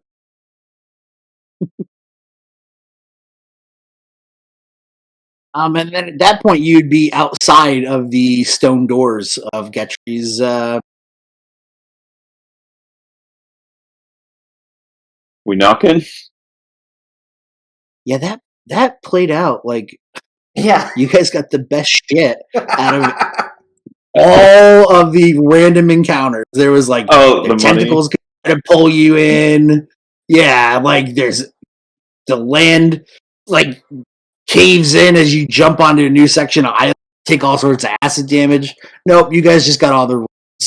Nice. Man, these must have been some pretty bad guards that came in here before, because this isn't all the way to this mansion. They got all the bad rolls, so they cleared the way. Yeah. Maybe they opened the door full of goop. True. Maybe. Like Backdraft, but with goop. Goop draft. So does the mansion look just as damaged as the tavern? The mansion is definitely it's definitely the epicenter of everything, but because of its stone construction and electrical nature of building, it's kind of a little bit better. You don't think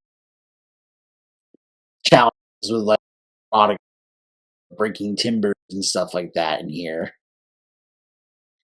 And from what you saw, like out in the town, it does eat stone, but it takes a much longer time to eat than it does through wood or metal.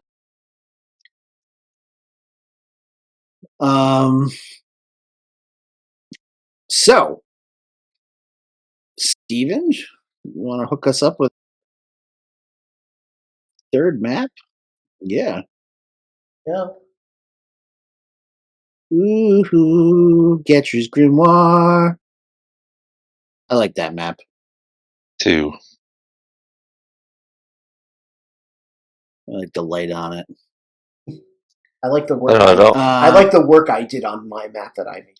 I like my stuff. It almost looks like it's kind of like illuminated, even though obviously there's not light coming off of it. Yeah. I just imagine that you'd have like magic light, you know. He would be that fancy.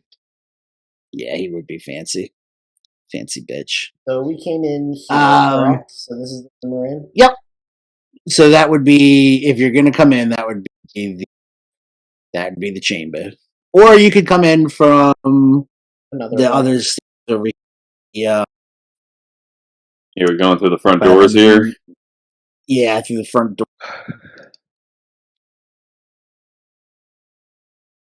All right, go in. All right.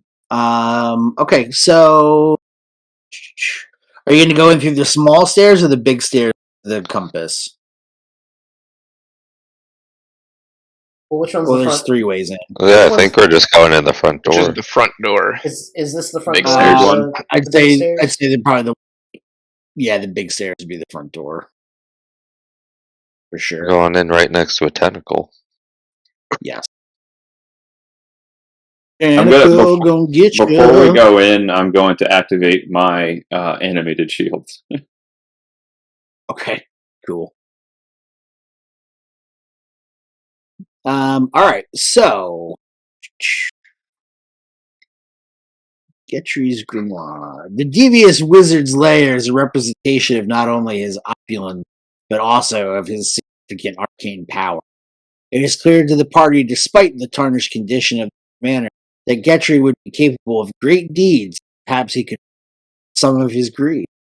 Here, too, the planar tentacles, which you've seen, have burst into the home, and the same magical ooze covers the extent of the manor. So you would enter in through the large stairs, which would be chamber number 4 is how I have it labeled. So when you first come in, you would see immediately to your left, there would be the tentacle, which is burst through the floor. And to your right, there is a workstation. And then basically across from that, parallel from that, it looks to be another chamber. And then there's a further chamber down to the south. Did we walk in right next to this tentacle? Yep, you walk in next to the tentacle, but so long as you are outside of if you're outside of its reach, you're okay. So I'd say if you came in through the door and you kind of hugged towards the table, Cole would not be able to mess with you.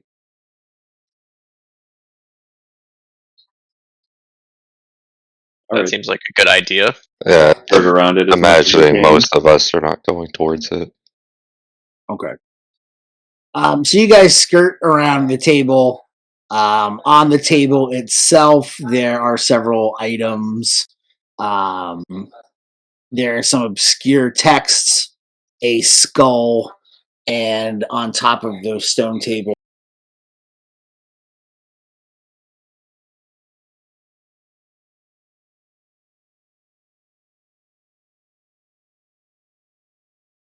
Steven! I don't know what I just did. I have no idea what I just did. Hang on, give me 1 second. Well, stop doing it.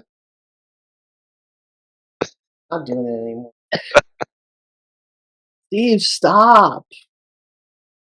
Very strange. He moved too close to the tentacle. He did. He went full tentacle.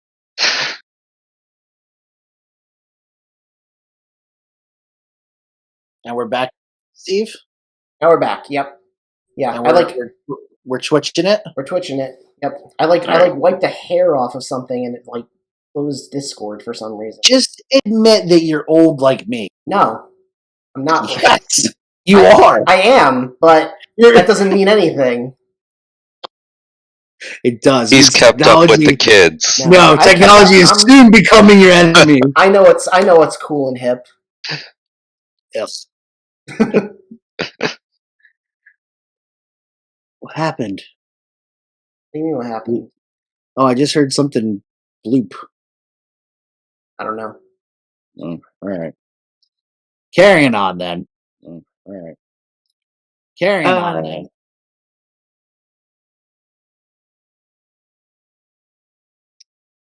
Steve. What's up? I was just making sure that everything. Yeah. It is. So I said there is on the table, there are your arcane texts, a human skull, and there are 6 healing potions, regular healing potions. I would like to look at the healing potions and make sure they're actually healing potions. You can go ahead and do an Arcana check. Check out the book. Should we be concerned that there's 19. a skull? That's why I want to see what the healing potions are.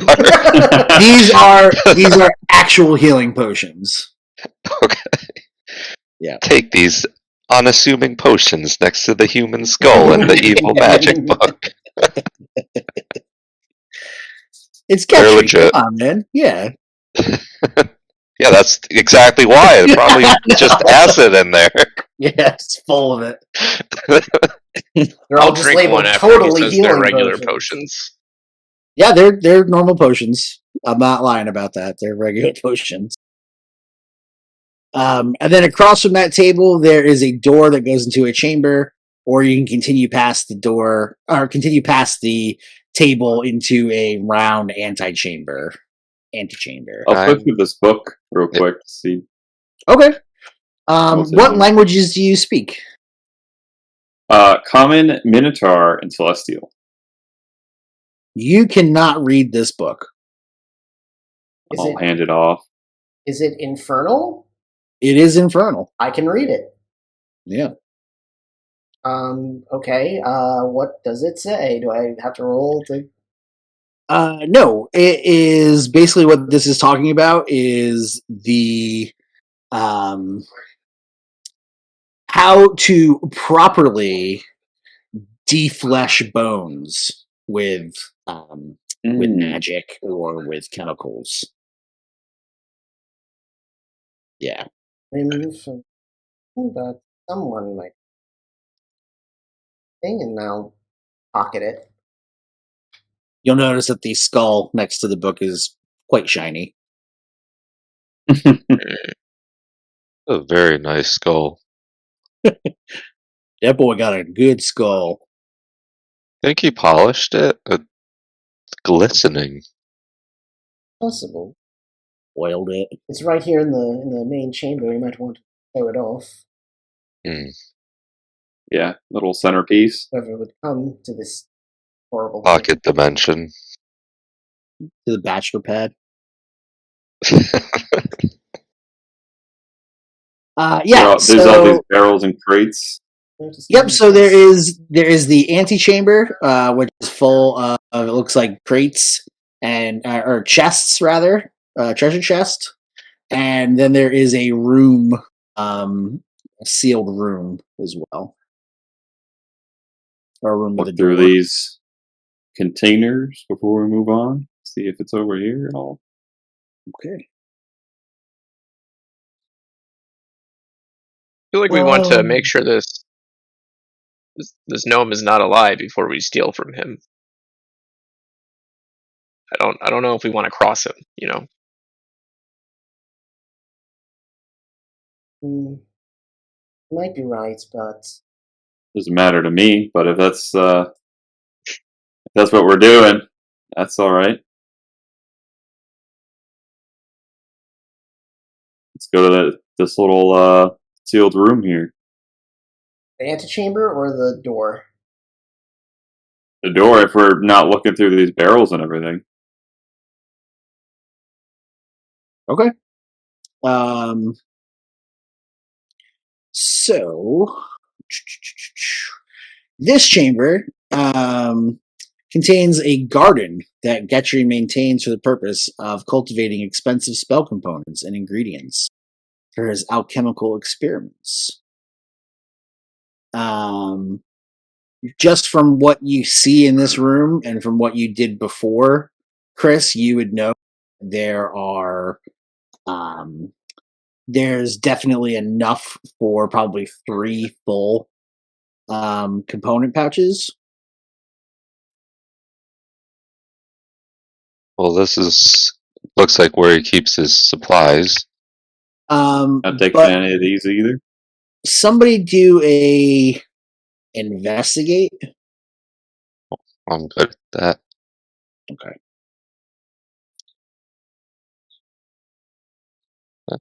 27. Yes. So probably because you had to deal with it the first time, you noticed that underneath some of the foliage, that there's probably 4 of those same oil slick looking oozes in this chamber. The ones that didn't move but had the bones and stuff in them. Oh, don't go in there. Oh. Oh. You would notice that there's probably 1 in each corner of that room. Specifically the corners. Don't go in the corners. Yeah. Well, if we're not taking anything, I don't think we need to. Like we need anything from in here. Looks lovely, but I don't think it's important. Okay. And water and pestle. Can I see if I know what any of the plants are?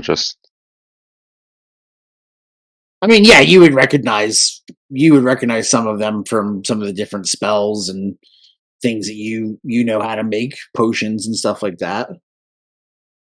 It's an ingredient garden. Yeah, it's all components and ingredients. That's the whole purpose of the garden.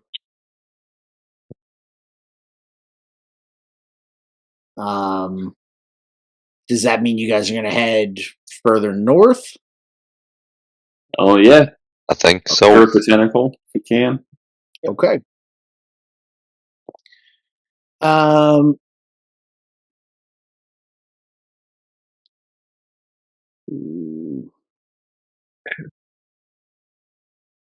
Drink one of those other potions we found. If no one else, we found like 6 more, right? 4. 4. I think. Was it 6 or 4? We found 6 on the table, and I drank 1. Okay. Yeah, I'm gonna drink 1 more, just to top off here.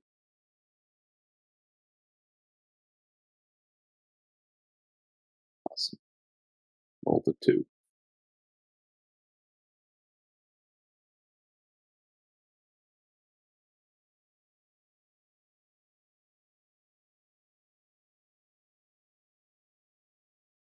Okay, so in this room, what you can see, this was a parlor that was once used for visiting with guests or treating or whatever.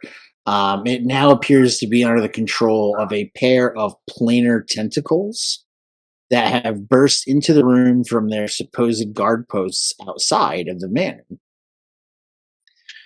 In between the 2 thrashing masses is a glowing dais and a sundial beneath a skylight.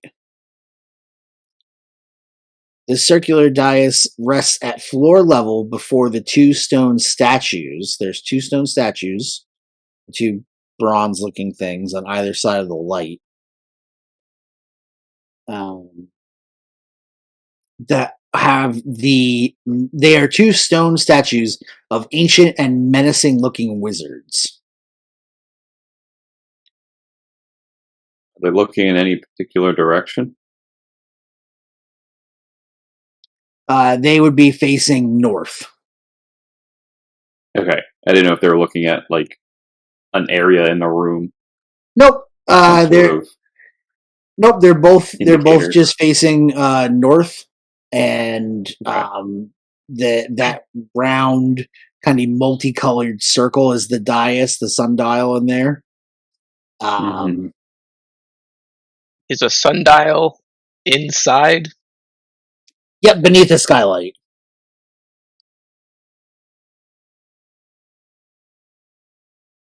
Okay. Did we see anything that would look like a sun outside? There is light in the demiplane, but you didn't see a sun, no. It's magic, yeah. Is it set to anything like specifically on the sundial right now? Like the light? Nope. Nope, nothing. It doesn't look suspicious or anything. It's opulent. It's well crafted. Yeah. There's a lot of expensive metals and glass and things in there, but there's no. It doesn't seem. Does it look like any parts of it could move? Do an investigate.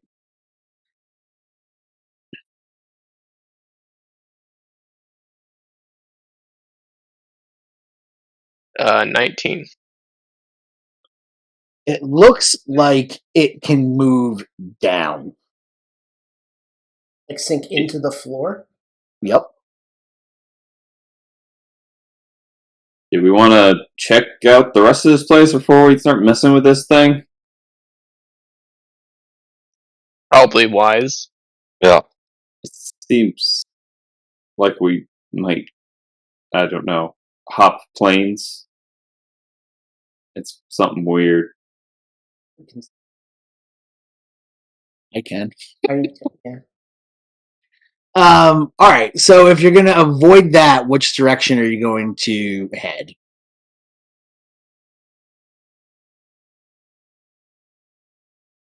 Check out what seems to be some sort of side room up here to the west. Yep, there's a room. So you could go north is a chamber, northwest is a chamber, and northeast is a chamber. Or you can head east. Directly east is a small chamber with an exit. And then there are two chambers heading south with the other exit, the other small staircase. So we're like right around in, I'm guessing. Let me see you, bud. Yep. Right up in here. Yep. Okay. I feel like we should head wherever there's the most slime. Neil just informed me that he received 2 donations about 20 minutes ago. We got a $20 donation and a $50 donation. So Fantastic. Thank you guys very much for donating to ExtraLife, particularly for Neil. He wanted me to say thank you. Yes, He's at work right now. So thank you very much for that. It's going to a good cause. None of the money goes to us. This is all for a charity. So thank you for your donations. What was that question? I'm sorry. I think we should head wherever the most slime is. Where does it look like the most slime is coming from? The north west or northeast. The furthest northeast chamber is where the most amount of slime is coming from. Let's go there. Yeah. Mm-hmm. Great. Okay.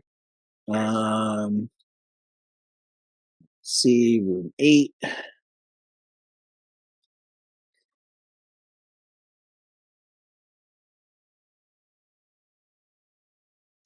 So through room number 8, this chamber once served as a cozy and a well-furnished study. Now the chamber lays in ruin, with much of the furniture and shelves having been destroyed by the magical effluence of sludge.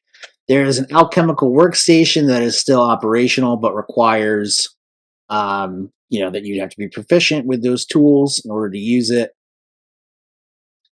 There seems to be supplies on hand that are not totally destroyed. And then headed to the final chamber is the final chamber.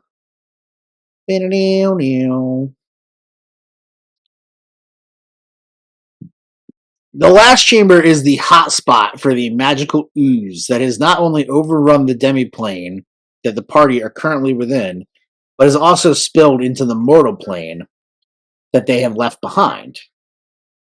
Inside this laboratory chamber is an exhausted and terrified GETRI, who is hiding from a shifting, amorphous monster in the center of the room. Getri, upon noticing you guys, starts screaming for help. Help me, please! Please, I'm all out of the spells! I can't defeat this thing! Where's Getri in the room? Let's say that he is... Let's say he's up on top of the fireplace. He's like on the mantle fireplace, yeah. Okay. I'll roar and run in. And you can see that he's clearly has a fake beard. He has a fake white beard that's like dangling off of his face. And it doesn't even look remotely real. But he's still wearing it. And he's screaming for you to help. And inside of the chamber is... Let's see if we can get a picture. Steve, can you pull up a picture real quick of our bad boy? I can try. Give me... Here two. Put in image. Our awful, awful boy. The chemist Bane. Bane. Bane.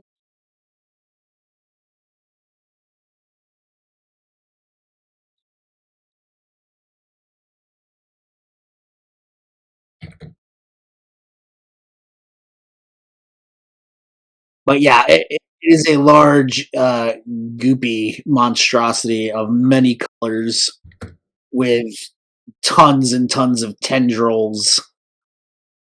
It just looks like a giant glob of ooze and slime.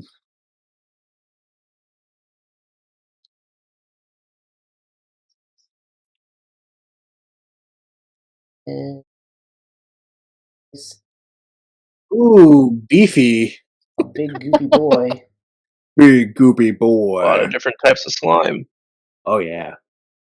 And that is the chemist Bane. So, we'll move ahead to combat. We're going to take initiative. Does anybody want to grab a quick break before we get into combat, or are we all good? I will go use the restroom real quick. Okay. You guys want to just take a quick 5? Sure. That's fine with me. Fine with me. All right, stream. We're just going to take a quick 5-er, and we'll be right back.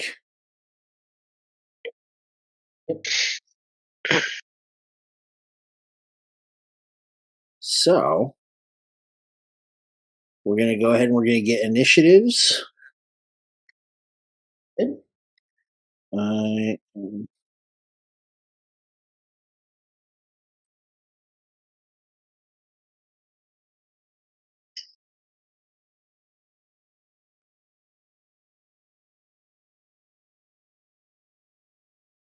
Senor Goop.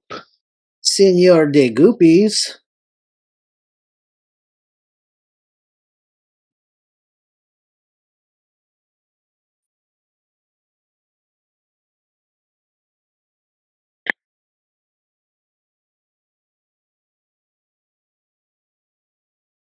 All right, so this creature is a size category huge. Huge.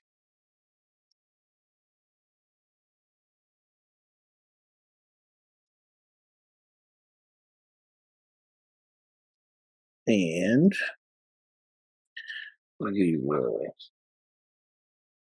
double.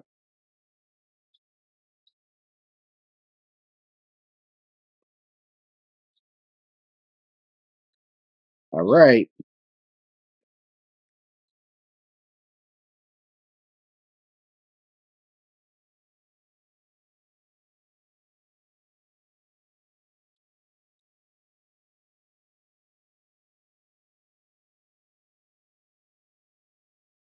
-2. You'd think fucking Goops would have better initiative. They don't. The naturally agile Goop. Yeah. Yes, as we've determined, the goops that get no reactions should be naturally able. Yeah. Move quickly. 25 through 20. Okay. 20 through 15. 16. 19. Whoa. Okay. One at a time. Steve, you got a 16? Mm-hmm. And then who else? Jorgen got a 19. 19. Again. 19. Steven. 16. Okay. 15 through 10. 12.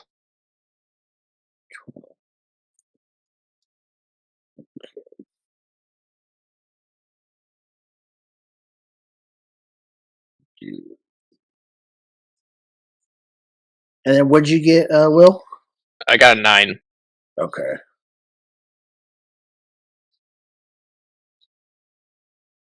Alrighty. And Getri is a non-combatant. He's out of spells, so he is just hiding. Nice. Having played That's with right. the actual Getri before, Yeah. when he runs out of spells, this is about what happens. Before he runs out of spells, he'll This just is true. spell, run behind something. Yeah. Crying. Yeah. Lost 2 HP, calling for a medic. Yeah, exactly. Yeah, so Getri was a wizard that was played by Chris's brother.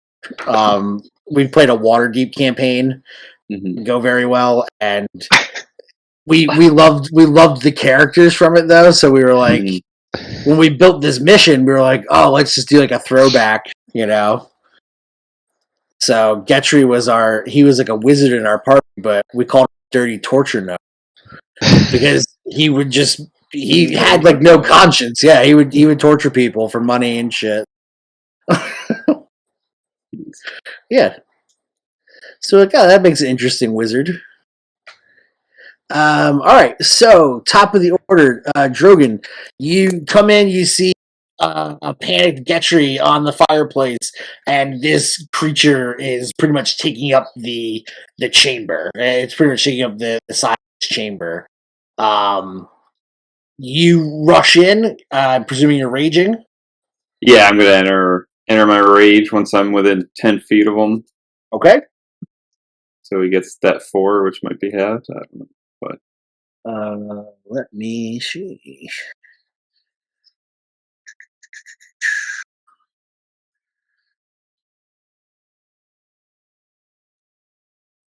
No, at currently, you notice that fire of yours seems to be doing more than it did on the bruises. Okay. That's good to know. Mm-hmm. And I'll make a couple swings. Okay. First one's a 27 to hit. That is a total hit by yeah. And 12 points of bludgeoning. Oh, it's almost a crit. 23 to hit. Okay. And 20 points of bludgeoning. Nice. And I'll Solid stay turn. right up in its face. Yeah. All right.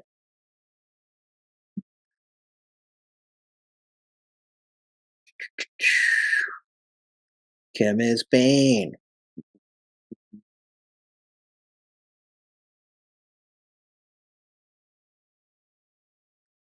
All of yours was slashing, or it was bludgeoning, correct?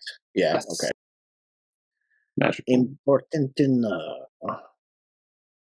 Then it will be Steve Man's turn. Oh, baby. All right. So he just ran in like directly. Is it facing him? Is it looking at him? Does it look like? From what you can tell, it seems to be looking at all of you. That's fair. It is an ooze. Yeah. I mean, it looks And like it's just constantly shifting and moving. So I mean, it looks like it has a face, but who can? It does have a face, but it probably has multitudes of faces. That's fair. Throughout. Face is just spinning around it. Yeah. All right, so she is going to head into the room, basically getting between it and Getri. So she's going to be like sort of like in front of the fireplace, and she is going to do another shocking grasp on this. Yeah, and he's yelling something along the lines of like, "Help me, you big woman!" How dare he? Unbelievable. He's very lithe and muscular. That is a 13 to hit. That is a hit. It takes 6 points of lightning damage and cannot make reaction. The lightning does nothing. Oh, boy. Yikes. Scratch the lightning! It doesn't do anything! And then she can do another attack. Oh, she didn't. Would that be considered an attack action? What?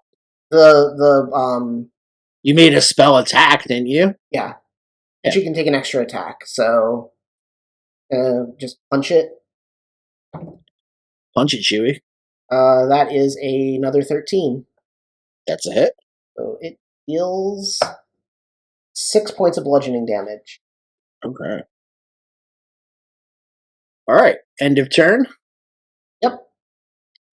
Okay. It's all over but the crown.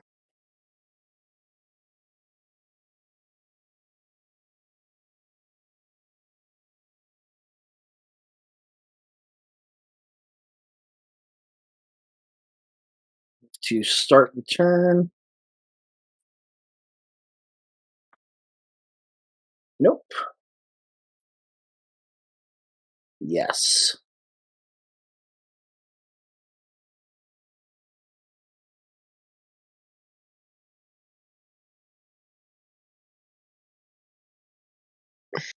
Fuck.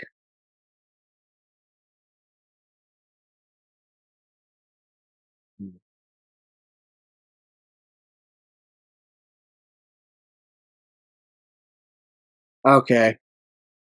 So that that's interesting.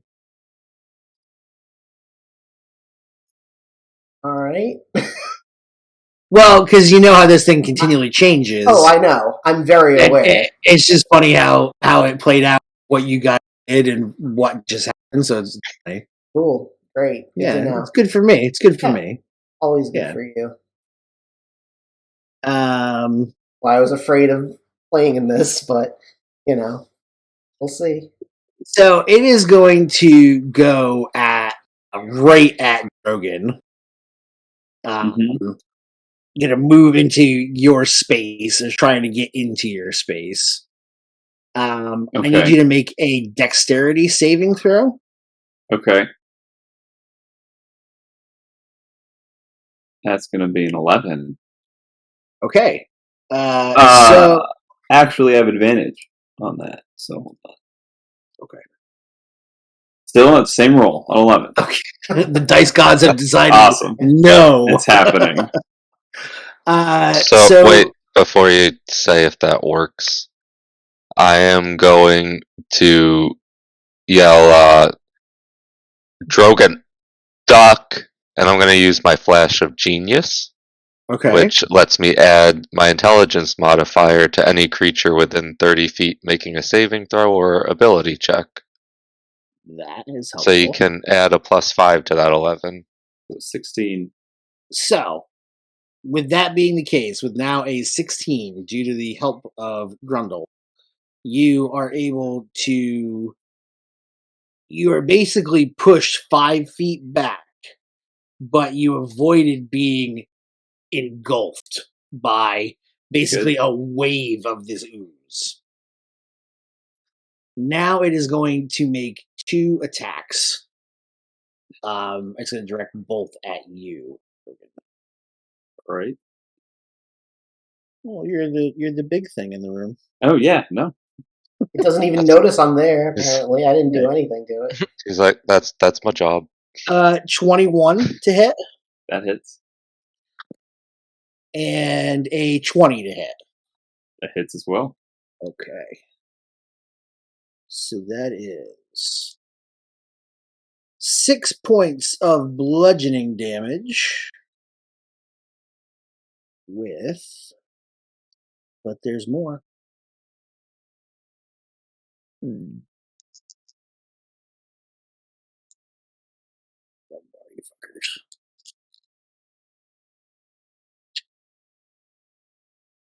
fuckers. 20 points of acid damage. Oh, jeez. Okay.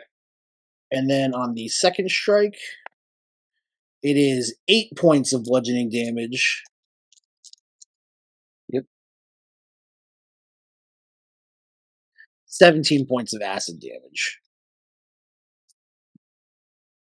I am not looking a lot less healthy. I'll tell you that much. So yeah, a section, like a crashing wave of this ooze tries to basically go over Drogon, and instead just kind of pushes him back against the wall, when then 2 other tendrils just whip out and strike him on his chest before retreating back into the moving mass of the ooze. That would bring us to St. Christopher's turn. Okay, so I'm going to kind of kneel down on the ground and take out a bunch of scrap metal and a couple of hammers and start pounding them together, and I'm going to use my action to create my Eldritch Cannon. Okay. So it's just kind of this little square box with little spider legs coming off of it with a cannon head on top of it. Okay.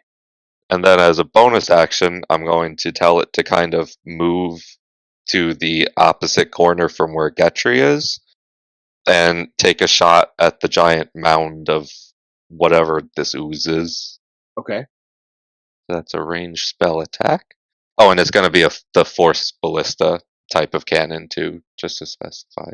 Okay, so it's force damage? Yeah. Okay, cool. I think, yeah. So that's 19 to hit. That hits by 11. Nice, nice. Yeah, huge oozes. They're really up there with the DC, with the AC. A congealing mound. That's 18 points of force damage. Okay. And currently... And it says if it's a creature, it gets pushed 5 feet away, but I don't think that would really work with this giant mound of ooze. You might move some of it 5 feet away, but not all of it. Yeah. I figured. Yeah. And you guys would notice too that, like, if any of this stuff, like when it splashed and tried to go over Drogon, like any of it that landed on the wall stuck to the wall. Like it's not it could climb up anything. Spider-Man ooze. Spider-Man ooze. That was 19, you said? Yep, of force damage. Okay, cool.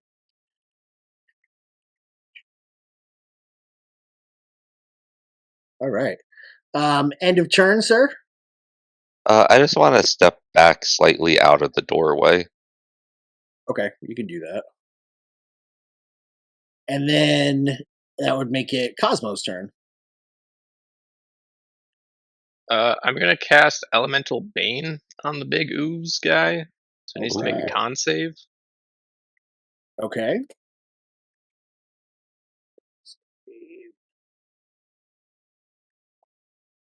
And I'm going to use the Cosmic Omen to subtract from the save. Okay. So it rolled a 18 total. Subtracting a d6, which was a 5. So it fails. Okay. So it fails, and now what happens? Every time it takes fire damage for the first time on a turn, it takes an additional 2d6. And it loses any resistance to that damage type for the duration of the spell. And how long does this spell last for? 1 minute. Okay. Okay. Fire.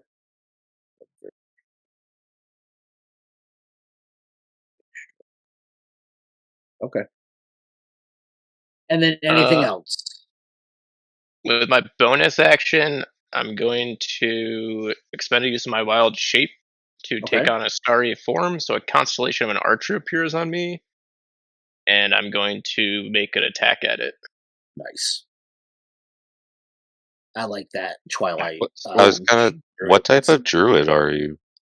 Circle of Stars. Yeah, it's cool. Cool. I was gonna say that seems nutty. I like it. Yeah, it's cool.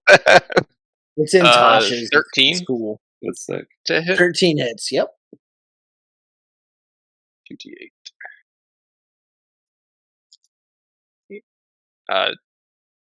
13 damage also. And Radiant damage. Radiant damage.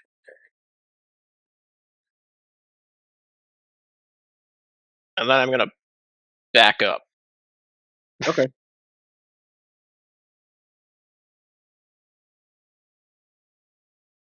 Yep. All right. You guys are definitely hurting it. Top of the order is Drogon. All right. Well, does a lot of damage up close. Does it look like it's going to try to eat me again at all, or do I not know? It's kind of hard to tell because it's a mindless thing. It's just Yeah. Gooping about. It's just baby. I'll give it one more. Give it the old Couple college attacks try. here. Yeah, I'll keep Alright. going.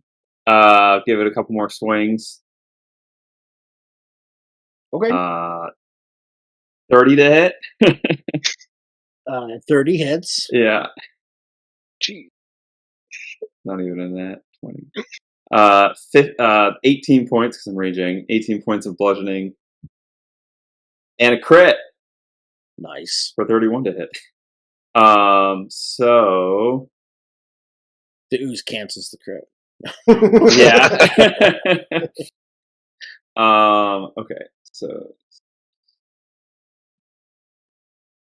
yeah, that's man, I didn't roll great. So 19. Actually, I can reroll one of those because I got savage attacking. Okay. So I'm gonna reroll the 3. So 6, 12 plus 7, 19 plus 3, 22, and then I think I got an extra die because I got brutal critical. Yep. One additional weapon die. So is that dice doubled as well? No, just one addition. One. Okay, that makes sense. Yeah. So 22 plus 7. So 29 points of bludgeoning damage. Whoa. So you just get it grind, just smack a huge chunk out of it, and then I'll. You basically like crush a section of it, down to just like the very basic, like thin little wispy tendrils, and then it just starts to kind of form back up together. Okay, and I'll activate my aura again, kind of partially igniting it. Okay. All right, good to know. And then I will try to get away.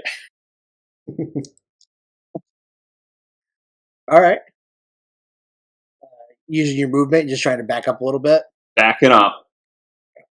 You said you used your aura, so it takes fire damage? Yeah, it would take 4.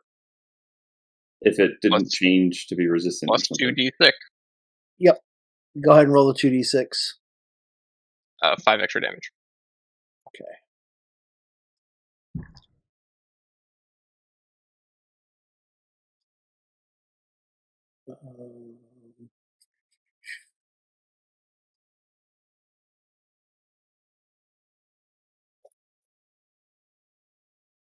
Okay, yeah, it's definitely showing some signs of wear and tear. Steven. All right, I am going to punch this thing. Okay. That's a 17 to hit. Yep. All right, so it takes 6 points of bludgeoning damage. Okay. And she's going to attack it again and do a stunning strike. Okay. That is a 24 to hit. That's a hit. Takes another 6 points of bludgeoning damage, and it has to make a Constitution saving throw.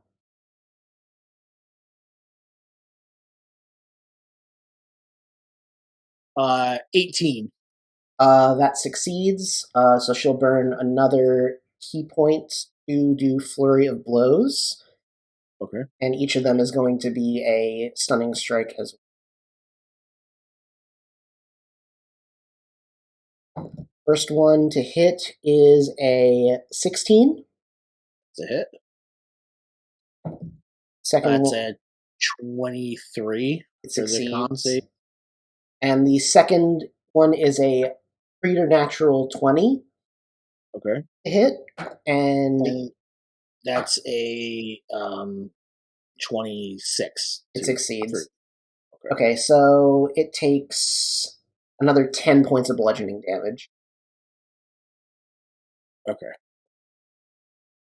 And that ends her turn. All right. Creature's turn.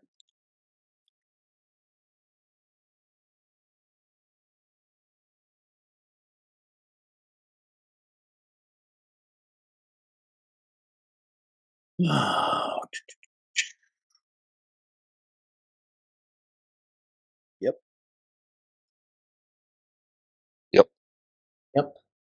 Yep. Mm-hmm.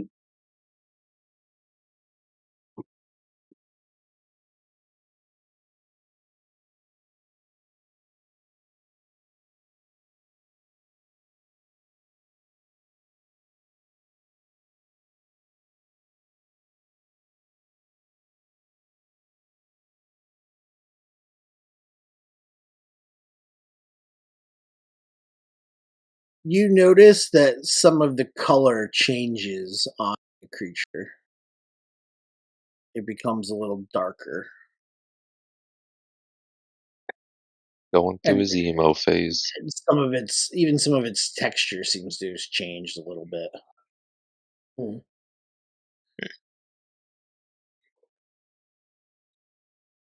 Then it's going to go after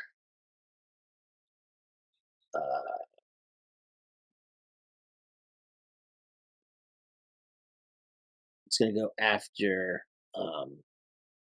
Cosmo. It's going to move into Cosmo's area. And I need Cosmo to make a dex save for me.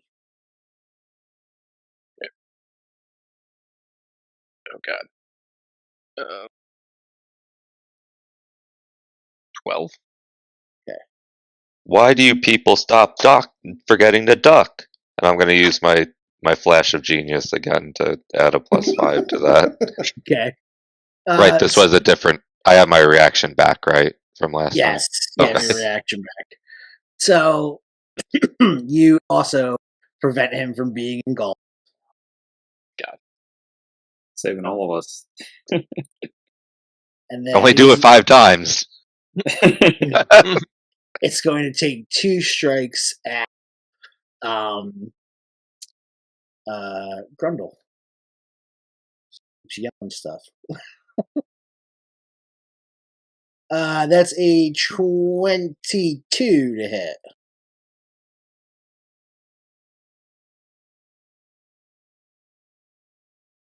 Yes.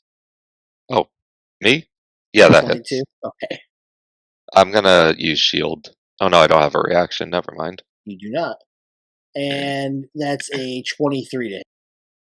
Yeah. Okay. Forgot my name for a second.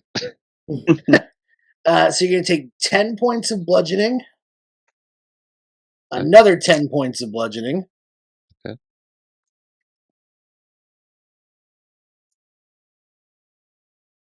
19 points of acid. Okay.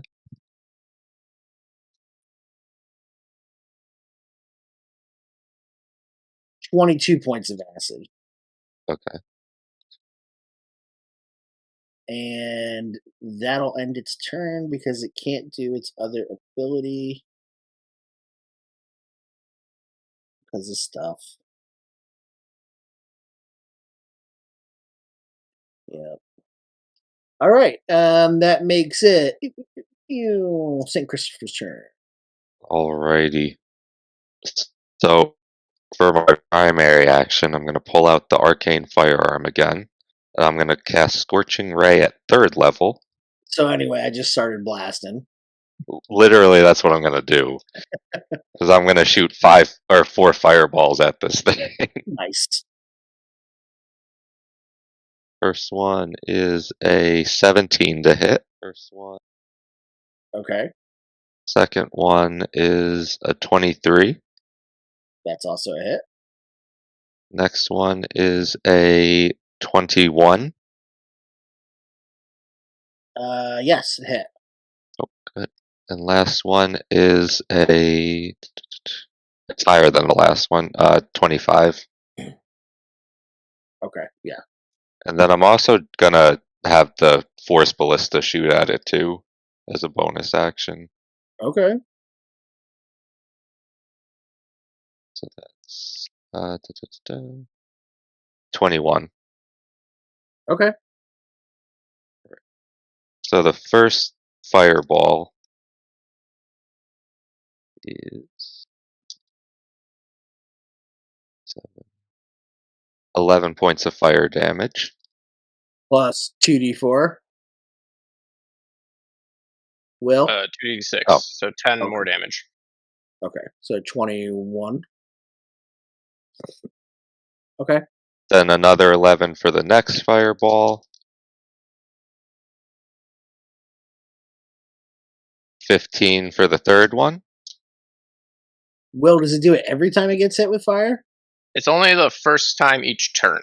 Alright, cool. That'd be crazy. Yeah, I was gonna say, holy crap. And then 10 for the last fireball. 10, okay. Then the Force Ballista.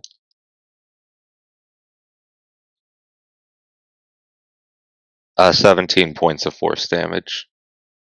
Which it goes off and you see it hit the ooze. Doesn't do anything to the ooze. Which it did before.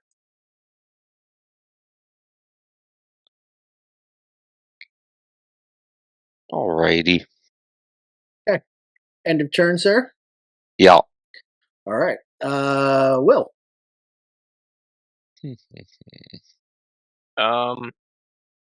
At the start of my turn,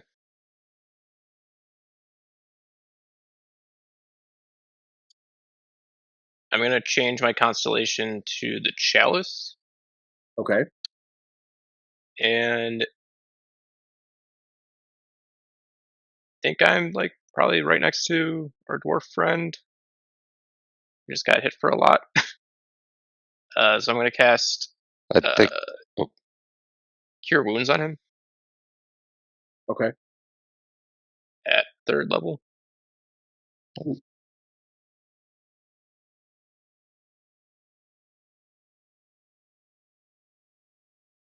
So that's 12, 15.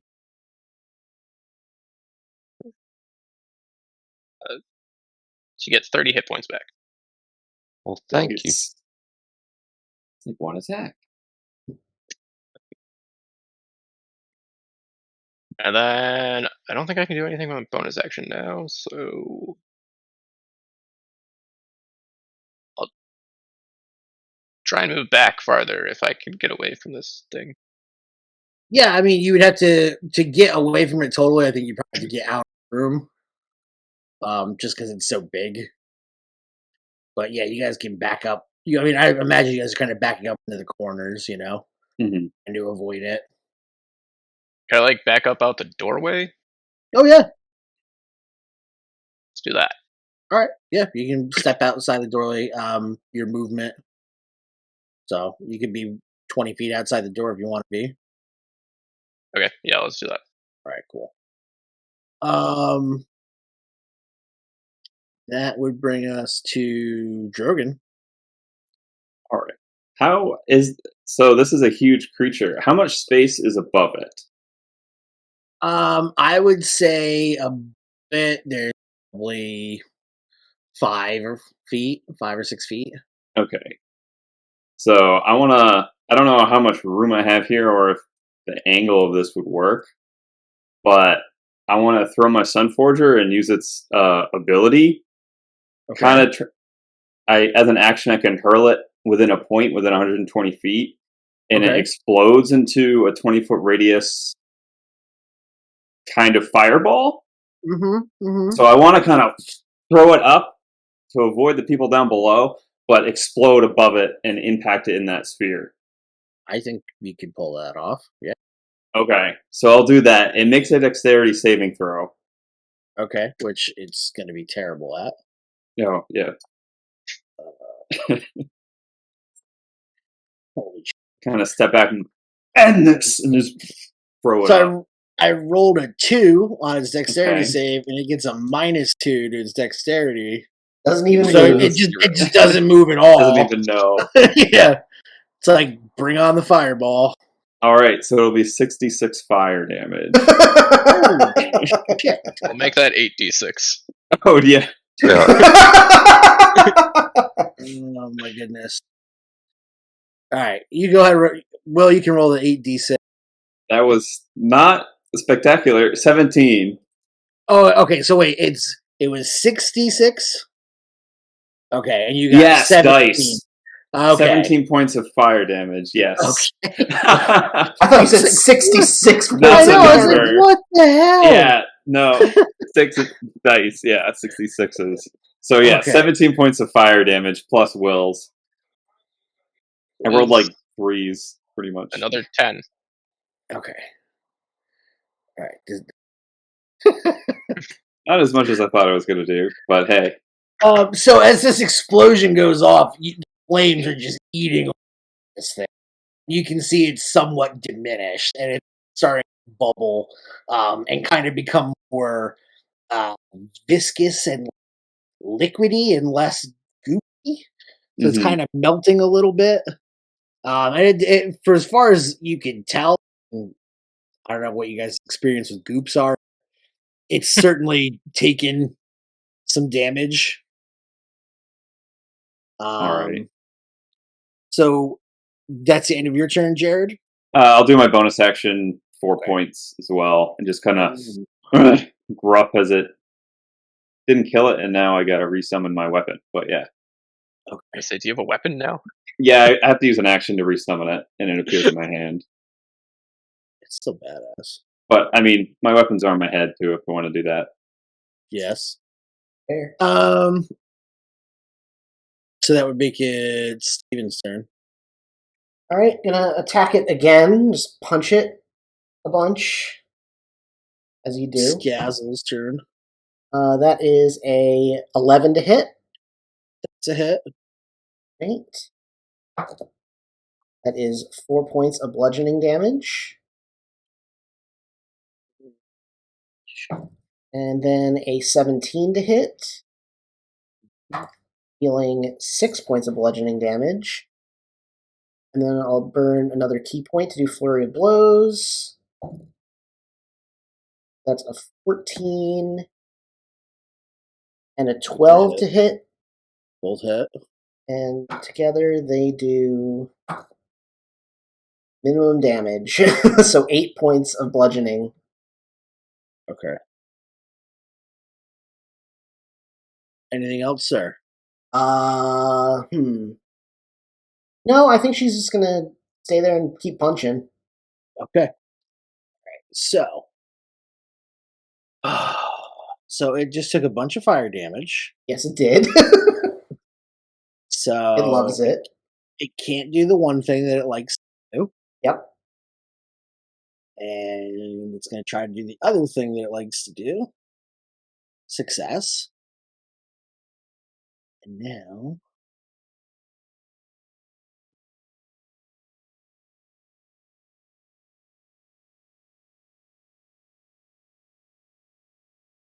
Alright.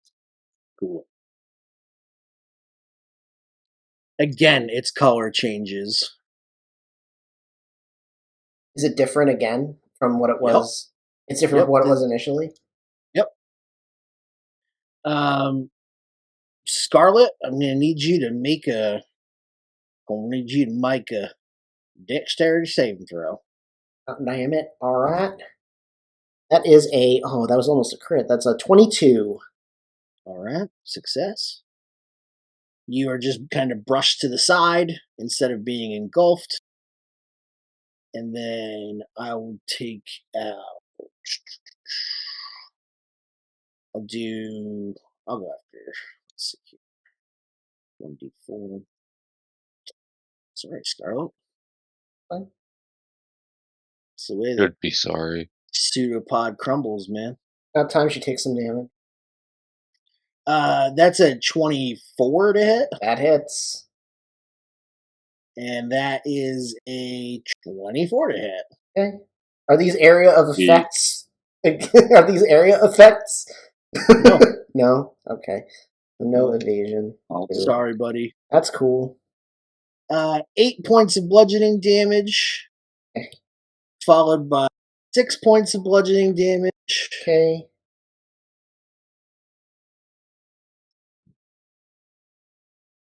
Followed by 25 acid. Acid's killer.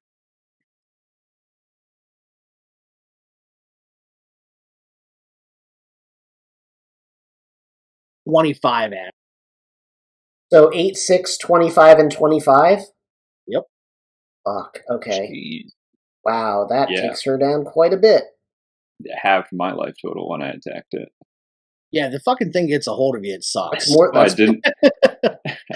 way more than half for me. And if you get engulfed, you take 48 acid damage, and you take 66 acid damage on the of its turn while you're still in there. Which is gross. And that is it. It can't do anything else. So it's just kind of. And that would make it Christopher Gianola's turn. Alrighty. Same thing as last time. 3rd level Scorching Ray. Okay. All the fire. Yeah. First one's a 23, then a 26. That's a hit. 19, and a 17. Those are all hits. And this is all fire damage? Yep. Okay. 8 points of fire damage on the first one. Okay. Extra 7. Followed by 10 points of fire damage. Okay. Just some good rolls here. 15 points of fire damage. Okay. And 14 points of fire damage. Okay. You watch in horror as the ooze basically just lets the flames roll off of it with no damage.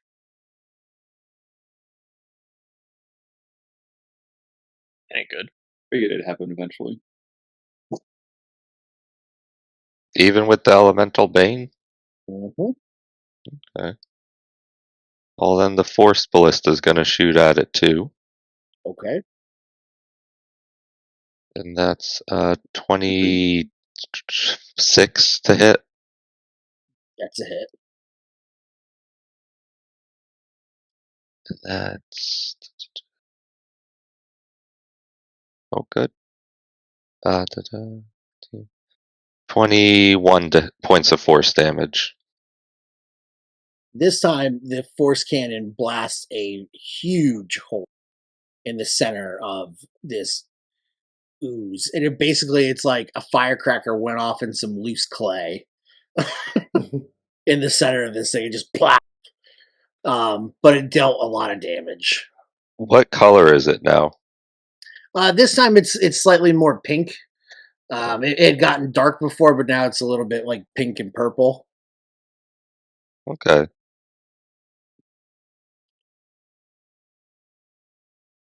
Okay. And then that would make it Cosmo's turn. You're outside of the chamber. I'm going to switch back to the archer form. Okay. And move so that I can get an angle on the big ooze. Okay. Attack it with a guiding bolt. Okay. 27. Yes, that's a hit.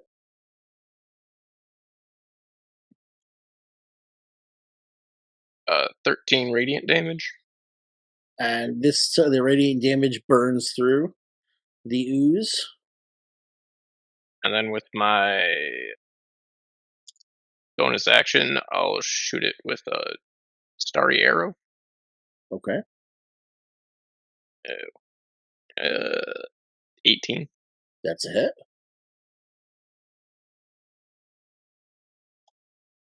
That's 11 radiant damage.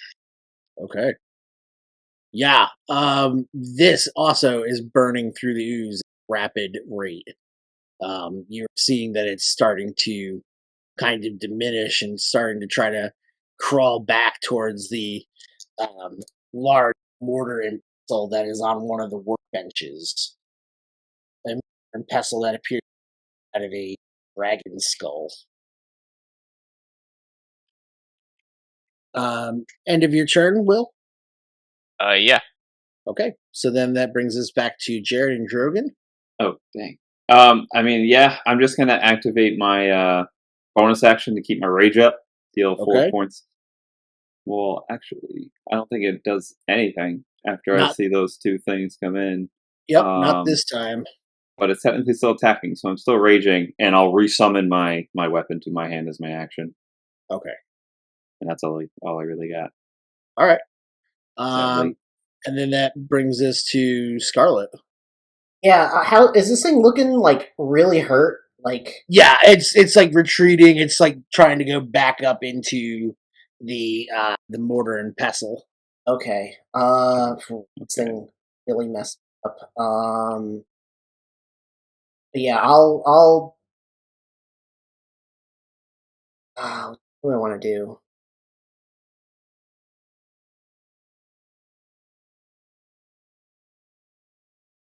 I'll attack it. Okay. That is a 21 to hit, or 19 rather to hit. That's a hit. Which way is it, Steve? You number fudger. 19. Math is hard, okay? I know. Which is the one I need to hit him? Yeah. Which one works, Cody? It deals 6 points of bludgeoning damage. Let me see if that works. It does. Okay. How badly hurt does it look like it's? Still looks pretty messed up. Okay. Attack it again. That is a 16 to hit. Yep. That's 5 points of bludgeoning. Okay. Okay. And then I'll earn a key point to do Flurry of Blows as a bonus action. Actually, I'll do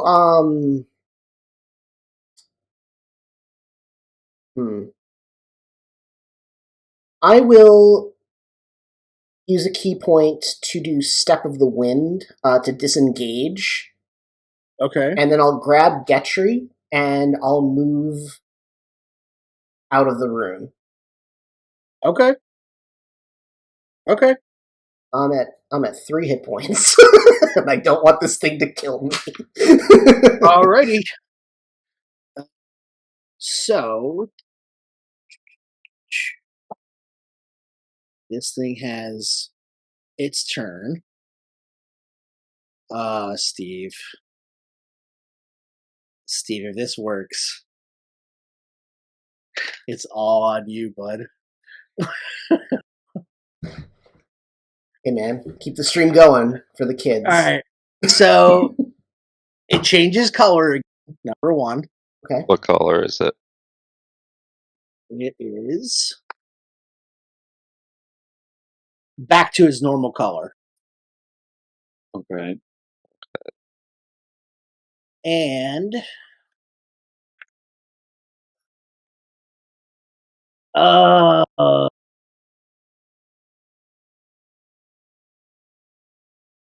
love it. I love it.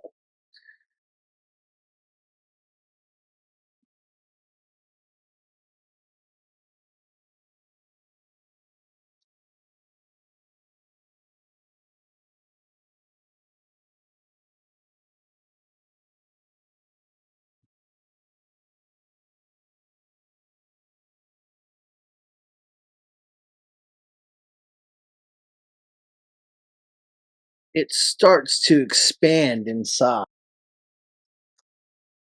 and starts to repair some of the damages that has been done to it. And then we have Mr. Gianola. That's the same. Oh, sorry.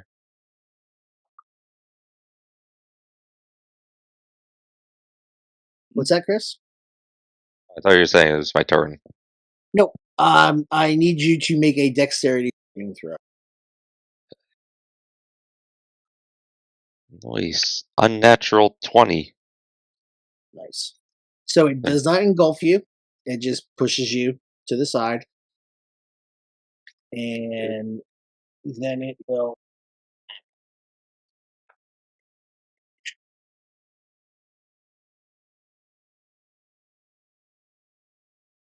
25 to hit, Chris. That hits. And then I'm going to do one at Drove as well. Okay. That is a 18. Or no, I'm sorry. 21.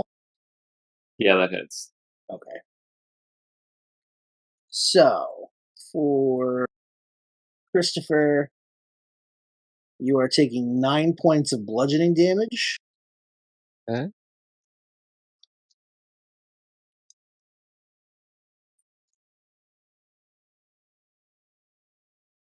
$29 points of acid damage. Okay. And then, Jared, you are taking 7 points of bludgeoning damage. Okay.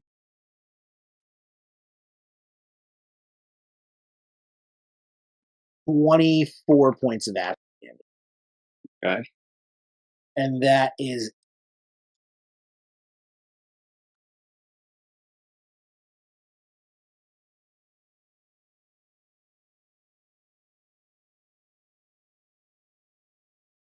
and that's it for its turn. All right. So that brings it to Gianola. Alrighty.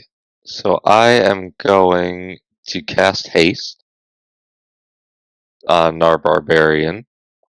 Okay. So that's a +2 to your AC. You get 2 actions. And I think that's all the effects you get. Yeah, I mean... Speed is doubled as well? Okay. And yeah, that's the 2 actions. I already have advantage on dex saves, but... Yeah. Yeah. I pulled it up, so I have to reference too. Alrighty. And then I'm going to shoot it with the Force Ballista. Okay. As my bonus action. Which, not super great. 16. That's a hit. Alright.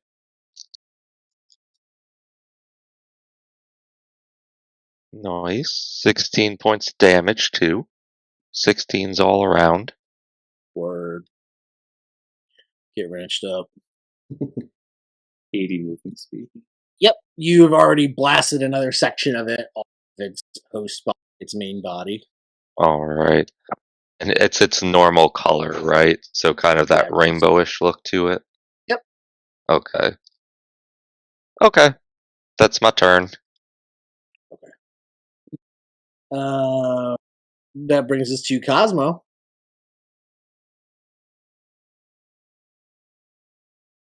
Where's Scarlet? Is she out of the room? She's out of the room with Getri, with a panicked, chicken Getri.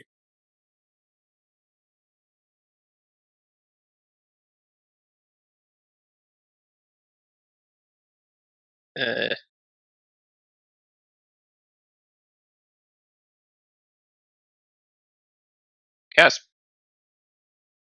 polymorph on Scarlet to turn her into a T-Rex. Ooh. Okay, yeah. Here we go. Sure. How big is this room? It's magical, so it's big enough for a T-Rex.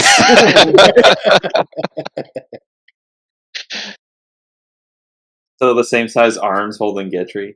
Yeah. Yeah. And then bonus action, I'll shoot a starry arrow at her. Not her, at it. Okay. Die, T-Rex! Yeah, keep the health down, you know. Yeah. That's a name is- 21. My name is Turok. Yes. 21 hit. 12 radiant damage. Chpew. Okay. Yeah, it's looking hurt again, guys. Cosmo, end of your turn to Drogon. All right. Feeling pretty invigorated with my weapon back. I'm just gonna start swinging. Okay.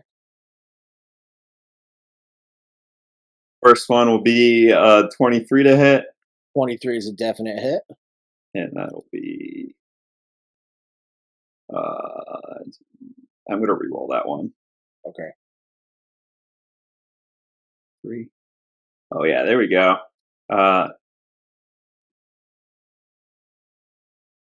19 points of bludgeoning damage for my first attack.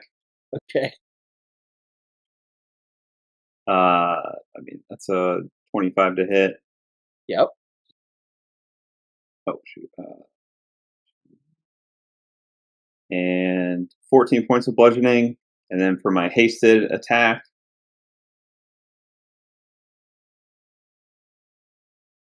that'll be 20 to hit,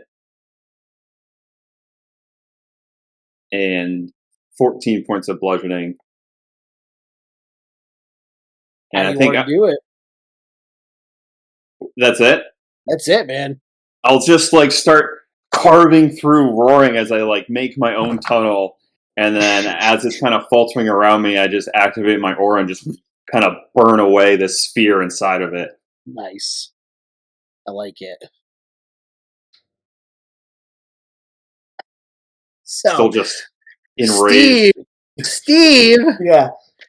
you got it down to 1 hit point. Did I really? You walked away from it, and then it was able to heal itself. Yeah. Back up Oh to my 65 HP. Damn. I was like, I could do a flurry of blows, but there's no guarantee that that's going to kill it. There's no way I can know. Oh man, I'm like watching you, and you're like, I'm just gonna run out of the room. Yeah. Oh no. Yeah. You got very excited, and I got very sad because I knew what that excitement meant. Yeah, so the ooze just dissipates and burns into a bunch of just kind of like black ichor. I'm just looking around for the next thing to swing. And then everything, like a lot of the magical sludge that's throughout the room, the chamber, is all starting to dissipate as well. And dispelled. But as soon as it kind of collapses, I want to like very enthusiastically go over towards Getri dangling in these T-Rex arms and just start like frantically asking, how does that work? What's it do? How'd that come here? What did this work? What? And just rambling off of all these questions of what that was and how it works. Does polymorph She's like, I don't know. Does polymorph But every affect time he says that, I just get more intense going at the questions. Does polymorph affect the intelligence of what I turn into? Yes. So Yeah. as you approach, Chris, I just look down at you and I'm like ready to fucking devour you. I'm just like, oh, food's coming, time to eat. Drumdoll doesn't even know there's a T-Rex in the room right now. I'm also questioning if I should attack this new T-Rex. Especially while I'm raged and hasted. Please dispel this, or I'm gonna kill Grundle. Round 2. Yeah. If the slime around us is dissipating, I'll dispel it. I'll end it. How far is Getri fall? I keep my grip on him. Yeah. All just right. holding him. Yeah. So when you revert back to Scarlet size, you're just holding this gnome by the arm. Yeah. And he's then just like, okay, go ahead. I'll change to, while I still have this going, I'll change to the Chalice constellation and cast Mask Cure Wounds, because I think everybody's hurt. Bard. Yeah. Technically, yeah. Yes. That. D8. Technically, yeah. I mean, I'm still at 59 HP, but yeah, I'm hurt. Technically. I'm quickly gonna look around. Is there anything like? Is there anything like that I could like? Everybody gets 14 hit points, Nice. and then Noise. Scarlet gets an additional 1. math is hard. 13. Scarlet. Ooh, Scarlet. Is there like anything like bars or anything like attached to the wall or anything that I could like attach Getri to, like that I could like tie him to? Yeah, knowing Getri, yeah, I'm sure there's plenty of things you could tie somebody off to. All right, so I'm very quickly going to produce a set of. There's like some D rings, like yeah, in the wall. I'm very quickly going to produce a set of manacles, and I'm going to quickly latch the arm that I'm holding to one of the things of manacles, and latch the other one to one of these bars, so that he's like restrained. Do you have any extra sets of armor? Yeah, you're cops. You're cops. Do we look like cops, darling? Well, what are you cuffing me for? Just want to make sure you don't get away. Could be valuable. Well, thank you for coming to help, but what do you want? Whatever you have to offer, and more. He looks utterly defeated because he has no magic to resist you right now. Cool. I also chained him up because I don't want him to distract me while I use wholeness of body to restore 21 more hit points. Because pretty hurt. He tells you he has some valuables in the house. And you wouldn't mind parting with these? Well, of course he minds it, but he's kind of in a predicament. How much is your life worth? So he tells you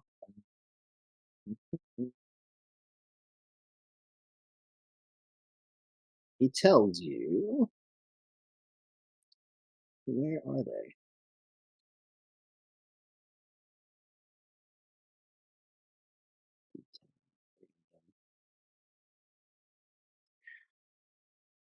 Okay, yeah, he has what he can give is he has a mask, Getri's mask. It's a magical mask, and it serves as it's a plague doctor's mask.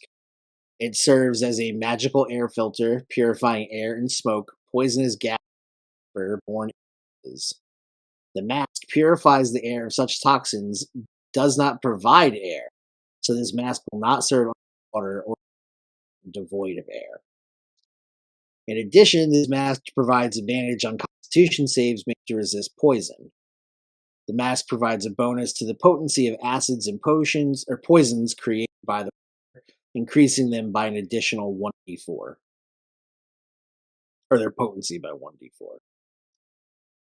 And finally, the mask allows for the wearer to make a single reroll of a single failed skill check once per. You must keep the result of the second roll, regardless if it is worse.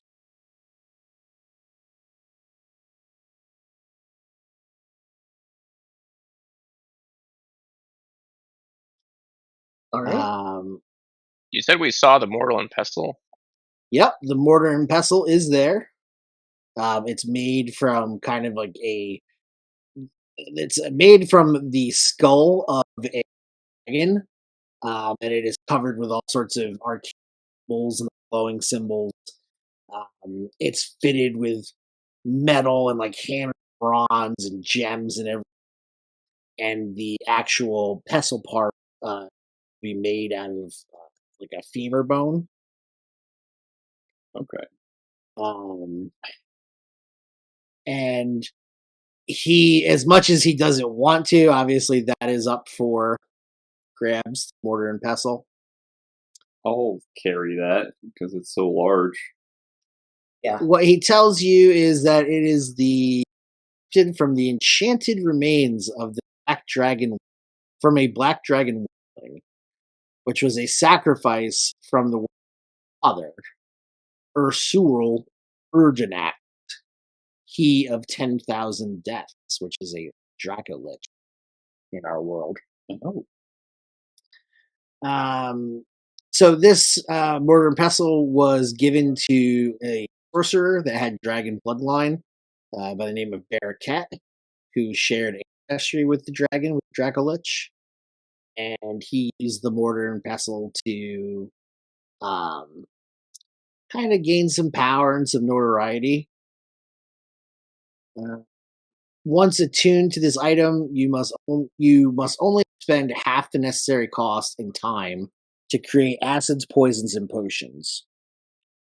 In addition, the potency of all created substances increases by 1, meaning the standard healing potion created with this artifact would heal 3d4 plus 2 as opposed to 2d4 plus 2.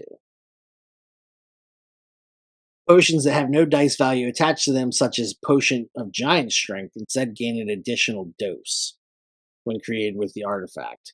Meaning if Getri successfully creates a potion of invisibility, he instead adds 2 such potions to his inventory. However, the artifact has a curse upon it, requiring a percentile roll to successfully craft the item unless the user's, regardless of the user's class, skill, etc. So basically what happened was Getri had a supreme failure, which caused chaos magic to create the Chemist Bane.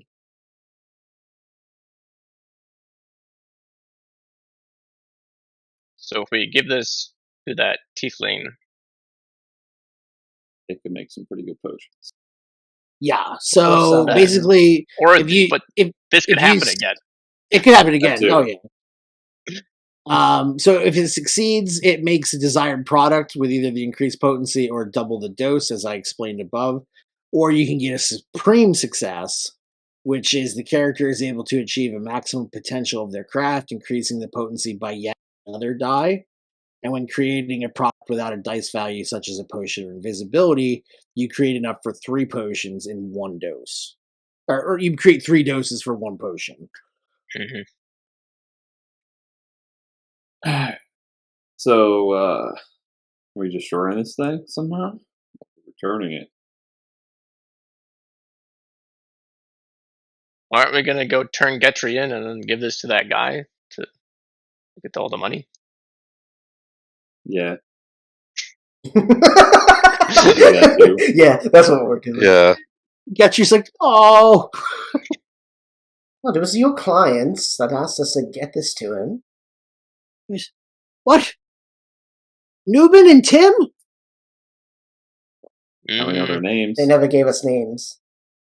Oh, they called No, the the little goblin's one name Tim. was Tim. Yes, but we I'm pretty didn't. sure. Bats, right? Meowing? Yes. Yes. Yeah. Little bit of drool.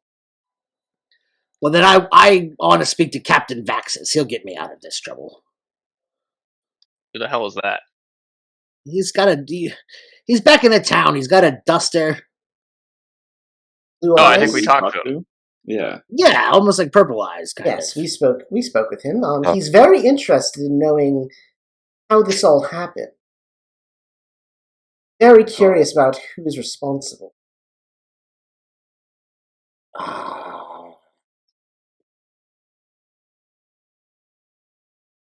Sometimes magic just happens. Did you try using this? I did. Yeah. I used it a lot. Yes, well, sometimes magic happens, and sometimes the magic that happens causes one that's causes it to disappear. What? If you don't want Vaxus to know that you survived this certain incident, Yeah, what would that be worth to you? I don't have much more, but I can part with just a couple more things. That's all I have left. Very well. I've got maybe 4,000 gold pieces, and I've got 2 golden lion figurines. They're magical. They turn into creatures themselves. Like those. Sounds nice. I also have a wand of slithering. Oh, what? Does it turn into a snake? It shoots snakes. It summons them from the ageless realm. And shoots them at your foe. Yes. All right. Well, we could take that modern pestle to our friends and possibly see to it that whatever happened here destroyed Getri, and it's shameful. We found his corpse in the building, and it was such a mess. But we were able to stop this all from happening. This is all going to stop, right? Now that this spell is ended, it's not going to be spilling out. Good. No, it's done. Good. Well, we can head out and go our separate ways and turn the mortar and pestle to the ones that we have to have my grimoire.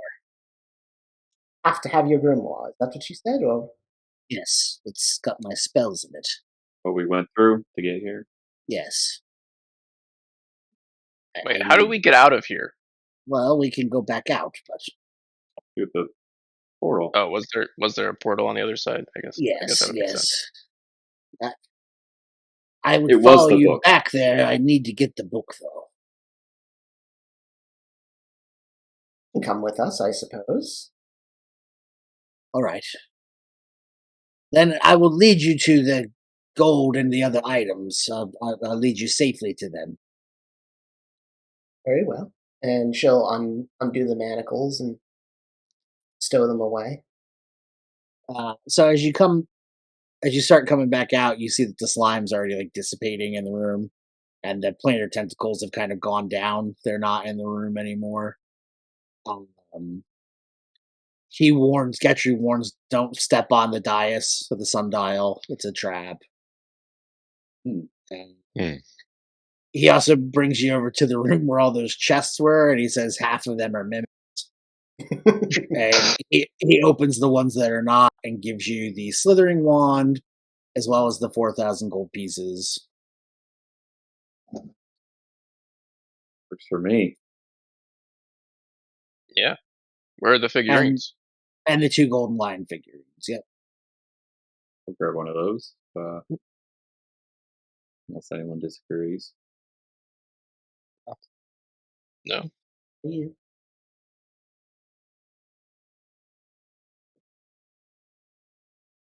And then with that, he would lead you back out. Good. You guys, Excellent. so yeah, you guys would be able to go back out. Getri's not going to try to double cross you. If he had spells, he would probably double cross you. He probably would have let you step on the traps. Yeah. Yeah. But he's out of spells. He's defeated, so he's just going to take the loss. If he's allowed to keep his book, then he will disappear with his book and his demiplane, his ruined demiplane. But the mortar and pestle would be yours. All the items that he said would be yours. You would be able to collect the bounty from Vaxus for stopping the slime. Cool. Because once you kill the Alchemist Bane and you stop the Mortar and Pestle from doing what it was doing, the effluent stopped coming out of the tavern. And then if you go ahead and you make some deals with Nubin and Tim, they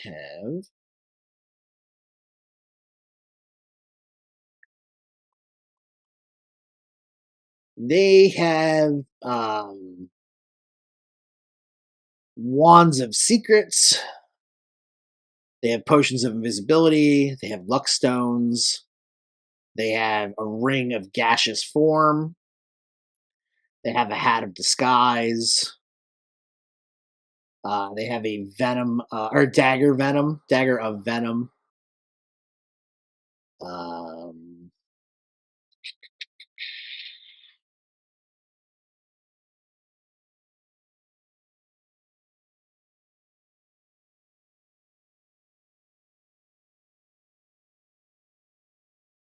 And they have some spell scrolls and stuff like that. There's some different spells for some homebrew spells.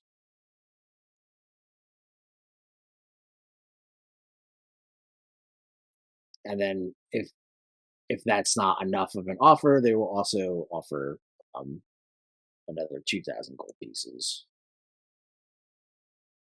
Oh, they were offering all of that? Yeah. Oh yeah, take those. Yeah, because this is this is a relic, so they're we want the relic. Yeah. Yeah.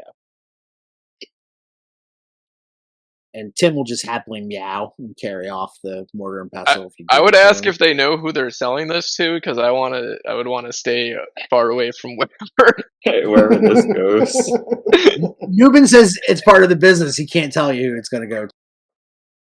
That's how he stays in business. Staying in town. He just kind of is like,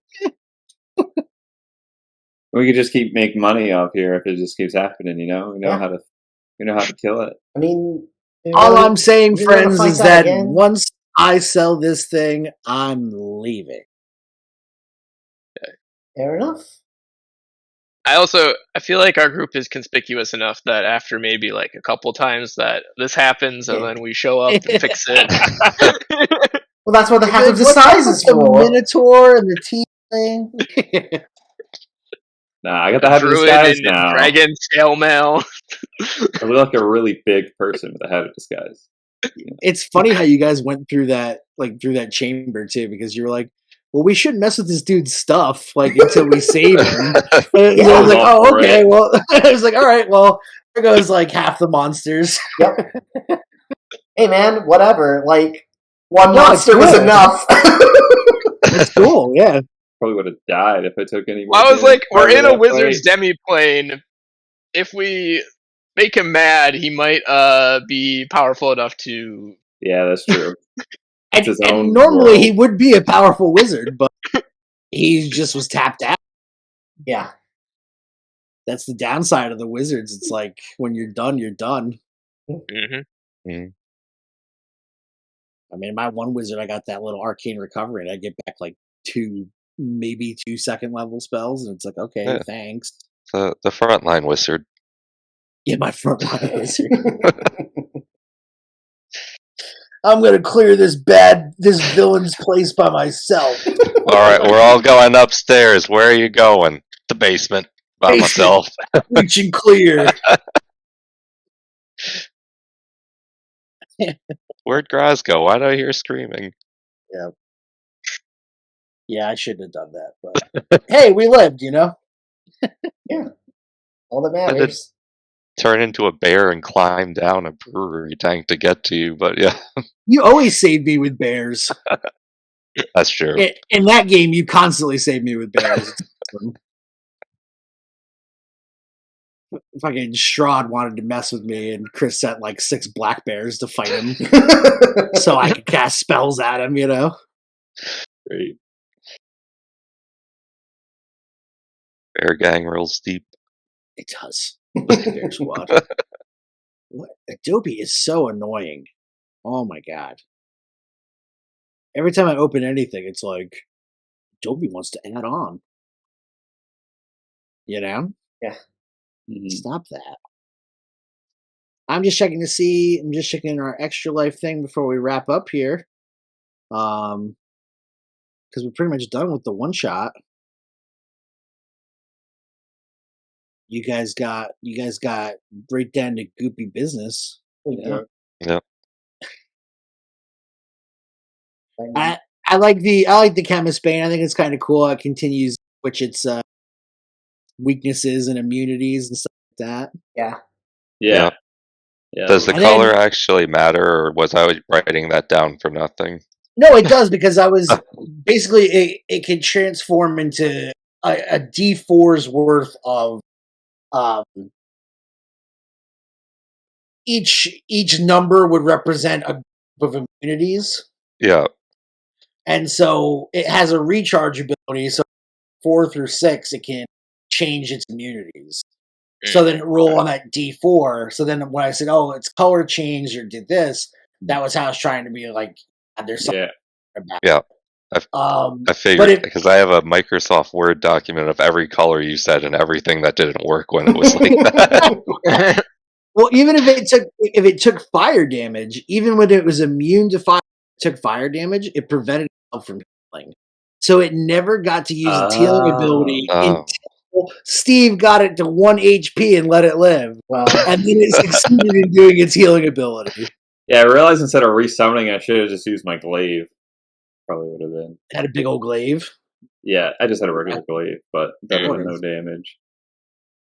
You know, Steve could have just done like one point more of damage. I didn't want to chance it. I figured like if this thing has like, because it's really hard to tell how hurt it is. So I was like, if this thing has like 15 hit points left, I might not kill it. And then if it hits me with anything, I'm dead. Done. So I was like, I'm just going to grab Getri, get out, and I was going to heal on my next turn while everyone else just wailed on it because everyone else is doing way more damage than I was.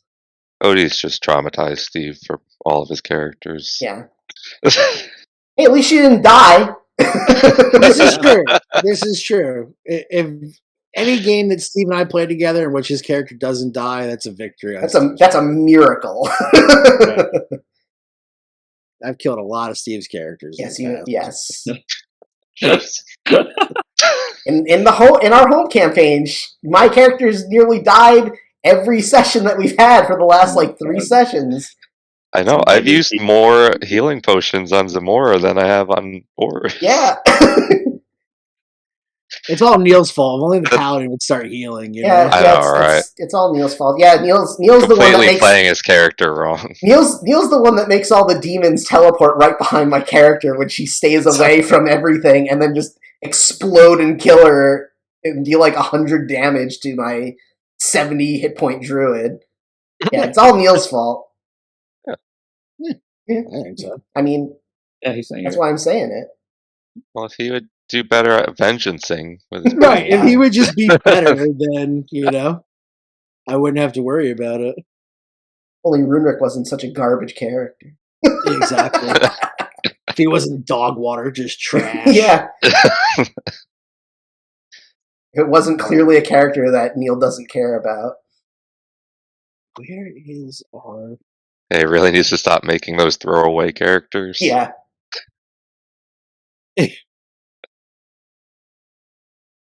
Okay. I'm trying to find out where we got our donations before I wrap up for the first session. Damn. I can't find it. Maybe it only shows up on Neil's thing because he's the one that got them? No, I'm looking for the team page. Oh, here we go.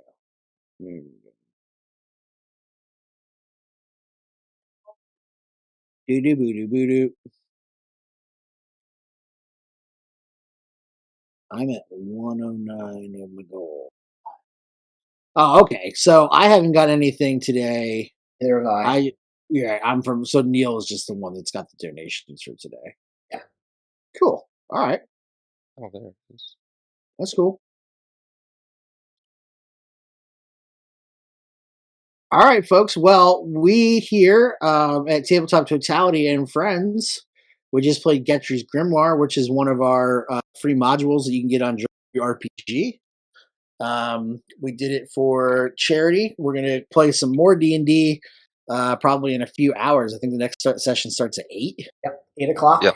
EST. And then we're going to do, Neil did a Kickstarter. He did a crowdfunding for Free League's One Ring role-playing game. We're going to do that tomorrow at noon. Yep.